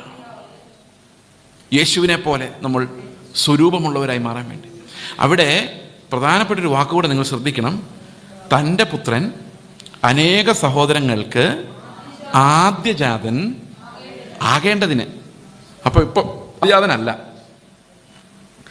ആദ്യജാതനായി അവൻ സർവ്വ സൃഷ്ടിക്ക് മുൻപേ നിയമിക്കപ്പെട്ടിട്ടുണ്ട്. അവൻ ആദ്യജാതനാകും, നിയമിക്കപ്പെട്ടതാ, അതുകൊണ്ടാകും. പക്ഷെ ഇപ്പൊ ആദ്യജാതനല്ല, ഇപ്പൊ ഏകജാതനാ. ഏകജാതൻ എങ്ങനാ ആദ്യജാതനാകുന്നത്? നിങ്ങളുടെ വീട്ടിലൊരു ഏകജാതൻ ഉണ്ടായിരുന്നു, അതെപ്പോഴാണ് ആദ്യജാതനായത്? രണ്ടാമത് കൊച്ചുണ്ടായപ്പം. രണ്ടാമതൊരു കൊച്ചുണ്ടായ പിന്നെ ഏകജാതനില്ല, പിന്നെ ആരും ഉള്ളു? ആദ്യജാതനും രണ്ടാം ജാതനും ഉള്ളൂ. മനസ്സിലാവുന്നുണ്ടോ? അപ്പൊ യേശു എങ്ങനാ ആദ്യജാതനാകുന്നത്? നമ്മളെല്ലാം കൂടെ സ്വർഗത്തിലോട്ട് ചെല്ലുമ്പോഴാണ് ഈ ഏകജാതനായ യേശു ആദിജാതനാകുന്നത്. നമ്മളെല്ലാം കൂടെ സ്വർഗത്തിൽ പോകുമ്പോൾ ആരെപ്പോലെ ഇരിക്കുമ്പോഴാണ് യേശു ചേട്ടനാന്ന് പറയേണ്ടത് വരുന്നറിയോ? യേശുവിനെ പോലെ നമ്മൾ രൂപാന്തരപ്പെട്ട് സ്വർഗത്തിലോട്ട് ദത്തുമക്കളായ നമ്മൾ യേശുവിൻ്റെ അതേ സ്വരൂപവുമായി അതുപോലെ തന്നെ നമ്മൾ ഇരിക്കുന്ന അത്രയും തേജസ്സുമായിട്ട് നമ്മൾ സ്വർഗത്തിലേക്ക് ചെല്ലുമ്പോൾ യേശുവിനെ പോലെ ഇരിക്കുന്ന കുറേ ദത്തുമക്കളെ ദൈവത്തിന് നിത്യതയിൽ വേണം. അതാ നന്മ. നമ്മളെല്ലാം യേശുവിനെ പോലെ ആയി രൂപാന്തരപ്പെടുമെന്നുള്ള നന്മയ്ക്ക് വേണ്ടിയാണ്. ഈ ലോകത്ത് നശിച്ചു പോകുന്നൊരു മഹത്വത്തിന് വേണ്ടിയല്ല, അല്ലെ? നിത്യമായി നിലനിൽക്കുന്ന ദൈവീക തേജസ്സിനുള്ള പ്രത്യാശയിലേക്കാണ് ആത്മാവ് നമ്മളെ നടത്തുന്നത്. മനസ്സിലാവുന്നുണ്ടോ ഞാൻ പറയുന്നത്? ഓക്കെ. അപ്പോൾ ദൈവത്തിന്റെ ആത്മാവ് ചെയ്യുന്ന ഒന്നാമത്തെ കാര്യമെന്ന് പറയുന്നത് അവന്റെ സ്വരൂപത്തോട് നമ്മൾ അനുരൂപരാക്കാൻ വേണ്ടിയുള്ള ഒരു പക്ഷപാതം. നമ്മുടെ പ്രാർത്ഥനകളെല്ലാം ഈ ലോകത്തിന്റെ സ്വരൂപത്തോട് മഹത്വത്തോടും അനുരൂപരാകാനുള്ള ഒരു മാനസാന്തരം. ഇത് തീർന്നിട്ടില്ല, പറഞ്ഞ് 1 മണിയായി. നമ്മൾ വളരെ ഷാർപ്പായിട്ട് അവസാനിപ്പിക്കും. മേ ബി 1 or 2 minutes മാത്രം. ഞാനൊരു ദിവസം ഛത്തീസ്ഗഡിലുള്ള അംബികാപുരം എന്ന് പറയുന്ന സ്ഥലത്ത് ഒരു മീറ്റിങ്ങിന് വേണ്ടി പോയി. ഈ ദൈവങ്ങൾ ആരാന്ന് കൺഫ്യൂസ്ഡ് ആയി പോകുന്നതിൻ്റെ കാര്യമാണ്. ആരുടെ സ്വരൂപത്തോട്, അതാണ് പ്രശ്നം. അപ്പം ഞങ്ങൾ മിഷണറിമാർ കുറേ പേര് ഇരിക്കുന്നു. അപ്പോൾ അവർ പ്രസംഗിക്കാൻ വേണ്ടി ബാംഗ്ലൂരിൽ നിന്ന് ഒരാൾ വന്നിട്ടുണ്ട്. അപ്പോൾ അദ്ദേഹം പ്രസംഗിക്കുകയാണ്. നമ്മളെല്ലാം രാജാവിൻ്റെ മക്കളാണ്, രാജാവിൻ്റെ മക്കൾ ജീവിക്കുന്നവർ ജീവിക്കണം, നമ്മുടെ ഡ്രസ്സായിരിക്കണം ഏറ്റവും നല്ലത്, നമ്മുടെ മൊബൈൽ ഫോൺ ആയിരിക്കണം ഏറ്റവും നല്ലത്, നമ്മുടെ വീടായിരിക്കണം ഏറ്റവും നല്ലത്, കാരണം നമ്മുടെ രാജാവിൻ്റെ മക്കളാണ്, വിശ്വസിച്ചാൽ ഇതെല്ലാം കിട്ടും. പ്രസംഗിച്ചുകൊണ്ടിരിക്കുക, പുള്ളി ഭയങ്കര പ്രസംഗം. അപ്പോൾ ഞാൻ സ്റ്റേജിൽ നിന്ന് ഞാനിങ്ങനെ കൈപൊക്കി. ആൾക്കാർ ഒത്തിരി പേരുണ്ട്. ഇപ്പോൾ ഇങ്ങനെയുള്ളൊരു സ്റ്റേജ് ഇത്രയും പേരില്ല, ഏകദേശം എന്നാലും ഒരു 70% ആൾക്കാരുണ്ട്. ഞാൻ ഈ സ്റ്റേജിൽ നിന്നുകൊണ്ട് കൈപൊക്കി. എന്താ എന്ന് ചോദിച്ചു. ഞാൻ പറഞ്ഞു എനിക്കൊരു സംശയമുണ്ട്, അതല്ലാതെ ബാക്കി കേൾക്കാൻ പ്രയാസമാണെന്ന് പറഞ്ഞു. പുള്ളി എന്താ സംശയം? ഞാൻ പറഞ്ഞു രാജാവിൻ്റെ മകനെ പോലെ ജീവിക്കണമെന്ന് പറഞ്ഞ് എനിക്ക് മനസ്സിലായി, പക്ഷെ ഏത് രാജാവെന്ന് മനസ്സിലായില്ല. അത് ക്രൂശിൽ നഗ്നനായി ഒന്നുമില്ലാതെ മരിച്ച യേശു എന്ന രാജാവാണോ, അതൊന്ന് എന്നെ വീണ് നമസ്കരിച്ചാൽ ഇതെല്ലാം തരാമെന്ന് പറഞ്ഞ് ഈ ലോകത്തിൻ്റെ രാജാവിനെ കുറിച്ചാണോ നിങ്ങൾ പറയുന്നത്? എനിക്കൊരു ചെറിയ കൺഫ്യൂഷൻ ഉണ്ട്, ഒന്ന് ക്ലാരിഫൈ ആവുമെന്ന് ചോദിച്ചു. ഇതൊരു ഭയങ്കര ബഹളമായി കമ്മ്യൂണിറ്റിക്കകത്ത്. ഉടനെ സംഘാടകരെല്ലാം ഓടി വന്നിട്ട് പറഞ്ഞു പ്ലീസ് പ്രസംഗം ഒന്ന് തീർന്നിട്ട് നമുക്ക് സംസാരിക്കും, ഇപ്പോൾ ഒന്നും മിണ്ടല്ല. ഞാൻ പറഞ്ഞില്ല, ഒന്നും മിണ്ടത്തില്ലെന്ന് പറഞ്ഞു. അവിടെ ഇങ്ങനെ ഇരുന്നു. പ്രസംഗം എല്ലാം കഴിഞ്ഞപ്പോൾ ഞാൻ പുള്ളിയുടെ അടുത്ത് പോയിട്ട് പറഞ്ഞു നിങ്ങളുടെ പ്രസംഗം ഞാൻ നേരത്തെ കേട്ടിട്ടുണ്ട്. അപ്പോൾ പുള്ളി പറഞ്ഞു അതെവിടെയാണ്, നിങ്ങൾ ബാംഗ്ലൂർ വന്നിട്ടുണ്ടോ കേൾക്കാൻ? ഞാൻ പറഞ്ഞു ബാംഗ്ലൂരൊന്നും വന്നിട്ടില്ല, ഇതൊക്കെ 2000 വർഷങ്ങൾക്ക് മുമ്പ് യേശുവിനോട് പിശാച് പറഞ്ഞു അതേ വാക്യം നിങ്ങൾ ഇന്ന് മിഷണറിമാരോട് പറഞ്ഞത്, എന്നെ ഒന്ന് വീണ് നമസ്കരിച്ചാൽ ഇതെല്ലാം നിങ്ങൾക്ക് തരാം. ദൈവം സഹായിച്ച് അന്ന് തന്നെ എനിക്കൊരു തത്കാൽ ടിക്കറ്റ് റെഡിയായി കിടപ്പുണ്ടായിരുന്നു. ഞാനിങ്ങ് പോന്നു. കാരണം ഞാൻ പറഞ്ഞു നിങ്ങൾ അങ്ങോട്ടും ഇങ്ങോട്ടും യേശുവിൻ്റെ മുഖത്ത് തുപ്പി മത്സരിച്ചോ, I am not there as a party. കാരണം ഞാൻ തിരഞ്ഞെടുക്കുന്ന ക്രിസ്തു ഈ ലോകത്തിൻ്റെ നശിച്ചു പോകുന്ന മഹത്വത്തിൻ്റെ ആളല്ല. ഇതെല്ലാം നശിച്ചു പോകുമെന്ന് മുദ്രയിട്ടിരിക്കുന്ന സാധനത്തിന് വേണ്ടി ഓടി നടക്കാനല്ല ആത്മാവ് നമുക്കൊരു ജീവൻ തരുന്നത്. അത് നിത്യപ്രത്യാശയുടെ തേജസ്സിൻ്റെ ഘനത്തിലേക്ക് നമ്മളെ നടത്തുന്ന ആ ഒരു ആത്മാവിൻ്റെ നടത്തിപ്പിന് വേണ്ടിയാണ് നമ്മൾ കാത്തിരിക്കേണ്ടത്. അപ്പം നിങ്ങൾ ചോദിക്കും, ഓ സ്വർഗത്തിലെ മാത്രം മതിയോ ബ്രദറെ, ഭൂമിയിലെ വേണ്ടേ? ഈ ഭൂമിയിലെ വേണ്ടേ എന്ന് നിങ്ങൾ ചോദിച്ചാൽ അതിനർത്ഥം നിങ്ങൾ അപ്പൻ ആരാന്ന് മനസ്സിലാക്കിയിട്ടില്ല എന്നുള്ളതാണ്. ഈ എൻ്റെ മകൻ എന്നോട് പറയാണ്, അപ്പ എനിക്ക് നാളെ ബ്രേക്ക്ഫാസ്റ്റ് തരണം രാവിലെ. ഞാൻ പറഞ്ഞു തരാം. ഒരു അരമണിക്കൂർ കഴിഞ്ഞപ്പോൾ പിന്നെ, പപ്പ നാളത്തെ ബ്രേക്ക്ഫാസ്റ്റ് തരാം. അവിടെ ഒരു 2 മണിക്കൂർ കഴിഞ്ഞപ്പോൾ പിന്നെ, പപ്പ നാളെ ബ്രേക്ക്ഫാസ്റ്റിൻ്റെ കാര്യം തരാം മോനെ. ഒരു ദിവസം 25 പ്രാവശ്യം അവനോട് പപ്പ നാളത്തെ ബ്രേക്ക്ഫാസ്റ്റ് എന്ന് പറയുമ്പം അവൻ എന്നിൽ വിശ്വാസം ഉള്ളതുകൊണ്ടാണോ അതോ ഇല്ലാത്തതുകൊണ്ടാണോ? മനസ്സിലായില്ലേ ഇപ്പം ഞാൻ പറഞ്ഞു വന്നെന്താണ്? ഈ ലോകത്തിലെ ആഹാരത്തെക്കുറിച്ച് നിങ്ങൾ പിന്നെയും പിന്നെയും ദൈവത്തോട്, ഈ ലോകത്തിൽ നശിച്ചു പോകുന്ന സാധനങ്ങൾ പിന്നെയും പിന്നെയും ചോദിക്കുമ്പോൾ അതിനർത്ഥം എന്താ പറയുക? വലിയ വിശ്വാസം ഇല്ല, ദൈവം എങ്ങാനും തരാതെ പോയാലോ എന്നുള്ള ടെൻഷൻ കാരണം ഈ പിടിച്ചു വെച്ച് പ്രാർത്ഥനകൾ ഉണ്ടാകുന്നത് തന്നെ. നിങ്ങൾ പിടിച്ചു വെച്ച് തന്നെ പ്രാർത്ഥിക്കണം, പക്ഷെ നശിച്ചു പോകുന്ന ആഹാരത്തിന് വേണ്ടി ആകരുത്. അത് ദൈവം നിങ്ങൾക്ക് തന്നോളും. അത് ദൈവം തരാൻ വാക്കുണ്ട്. നിങ്ങൾ ദൈവരാജ്യമാണ് അന്വേഷിക്കുന്നത്. നിങ്ങളുടെ പ്രാർത്ഥനയെല്ലാം ദൈവം രാജാവായിരിക്കുന്ന ഒരവസ്ഥയിലേക്ക്, യേശുവിൻ്റെ ജീവനിലേക്ക് പോകാനാണ് നിങ്ങൾ ആഗ്രഹിക്കുന്നതെങ്കിൽ ബാക്കി കാര്യങ്ങൾ ദൈവം നിങ്ങൾക്ക് തന്നോളും. ആ വിശ്വാസം ഉണ്ടെങ്കിലേ ഈ വിശ്വാസത്തിലോട്ട് പോകാൻ നമുക്ക് സാധിക്കത്തുള്ളൂ. ഇപ്പം ദൈവത്തിൻ്റെ ആത്മാവ് നമ്മളെ നടത്തുന്നത് ഈ ലോകത്തിൽ നശിച്ചു പോകുന്ന ഏതെങ്കിലും ഒരു മോഡലിലേക്കല്ല. ഇന്നത്തെ സാക്ഷ്യങ്ങളും ഈ ടി വികളിലൂടെ വരുന്ന പ്രസംഗങ്ങളെല്ലാം വമിക്കുന്ന ദുർഗന്ധം, ഈ ലോകത്തിൻ്റെ നാശം പിടിച്ച വളിച്ച ആ ഗന്ധമാണ് ഇന്ന് നമ്മുടെ എല്ലാം മൂക്കിലുള്ളത്. അതങ്ങ് എൻജോയ് ചെയ്ത് നമ്മൾ നടക്കുക. ബ്രദറെ ഉയർത്തി, ബ്രദറെ നമ്മളെന്ന് പറഞ്ഞ്. ഇതിൽ ഏറ്റവും രസകരമായ കാര്യം, ഈ ചർച്ചിൽ ആരാധിക്കാൻ നേരത്തെ ആളുകൾ പറയുന്നേക്കാം, ഓ ഇത്രത്തോളം നടത്തിയ ദൈവത്തിന് സ്തോത്രം, ഞങ്ങളെ ഇത്രയും ആക്കിയത് ദൈവത്തിൻ്റെ കൃപയാണ്. എത്രയും ആക്കിയത്. ഇന്നലെ മണ്ണെണ്ണ വിളക്കിൻ്റെ വെളിച്ചത്തിലിരുന്ന് ആരാധിച്ച ആൾ ഇന്ന് ട്യൂബ് ലൈറ്റിൻ്റെ വെളിച്ചത്തിരിക്കുന്നതാണോ ഈ ആക്കിയത്? അത് നിങ്ങളെ ആരോ ആക്കുന്നതാണ്. അതല്ല ദൈവം നമ്മൾ ഉയർത്തിയത്. നരകത്തിലെ നശിച്ചു പോകേണ്ട നമ്മളെ യേശുവിൻ്റെ രക്തം കൊടുത്ത് വീണ്ടെടുത്ത് അവൻ്റെ ജീവനെ നമ്മുടെ ഉള്ളിൽ പകർന്നിരിക്കുന്ന, അതിനെ ഓർത്ത് സ്തോത്രം ചെയ്യുന്ന എത്ര സഭകളുണ്ട്. ഞായറാഴ്ച ദിവസം ഞങ്ങൾ അനുഭവിച്ച ജീവനായി സ്തോത്രം, യേശുവിന്റെ രക്തം ഞങ്ങളെ വീണ്ടെടുത്തതിനായി സ്തോത്രം എന്ന് പറയുന്ന എത്ര സഭകളുണ്ട്. ഇതെപ്പോഴും വരണം ഈ ആരാധന നമ്മുടെ ഹൃദയത്തിൽ നിന്ന്. എന്നെ വീണ്ടെടുത്തവനാണ്, എല്ലാ യോഗ്യതയും, എനിക്ക് യോഗ്യതകളൊന്നുമില്ല, യേശുവിന്റെ യോഗ്യതയാണ്. അവനെ പോലെ ആകാനുള്ളൊരു കൊതി എൻ്റെ ഉള്ളിൽ തന്നിരിക്കുന്നത്. അവൻ യോഗ്യനായത് കൊണ്ടാണ് അവനെ പോലെ ആകണമെന്ന് ഞാൻ ആഗ്രഹിക്കുന്നത്. അവൻ യോഗ്യനാണെന്ന് നമ്മൾ നമ്മുടെ ഹൃദയം കൊണ്ട് സമ്മതിക്കുമ്പം ആ യോഗ്യനായവനെ പോലെ ആകാനുള്ള ആഗ്രഹം നമ്മുടെ ഉള്ളിലുണ്ടാവും. ആരാധന കറക്റ്റായാൽ ജീവിതത്തിലെ ലക്ഷ്യവും കറക്റ്റാവും. അതുകൊണ്ട് നമുക്ക് തൽക്കാലം പിരിയാം. നിങ്ങളുടെ ഹൃദയത്തിലേക്ക് എൻ്റെ ഒരൊറ്റ പ്രാർത്ഥന ഇത് അവസാനിപ്പിക്കുമ്പം, അവൻ്റെ പുത്രനെ പോലെ രൂപാന്തരപ്പെടാനുള്ള ഒരു ഞരക്കം ദൈവത്തിൻ്റെ ആത്മാവ് നിങ്ങളുടെ ഹൃദയങ്ങളിൽ നൽകട്ടെ. ജഡത്തിനുള്ളതല്ല, ആത്മാവിലുള്ളതിലേക്ക് ചിന്തിക്കുവാൻ. ഈ ദൈവത്തിൻ്റെ ആത്മാവ് ചെയ്യുന്ന ഒന്നാമത്തെ കാര്യം, പ്രാർത്ഥിക്കാൻ നമ്മളെ സഹായിക്കുന്നു എന്നുള്ള വിഷയം അവസാനിച്ചിട്ടില്ല.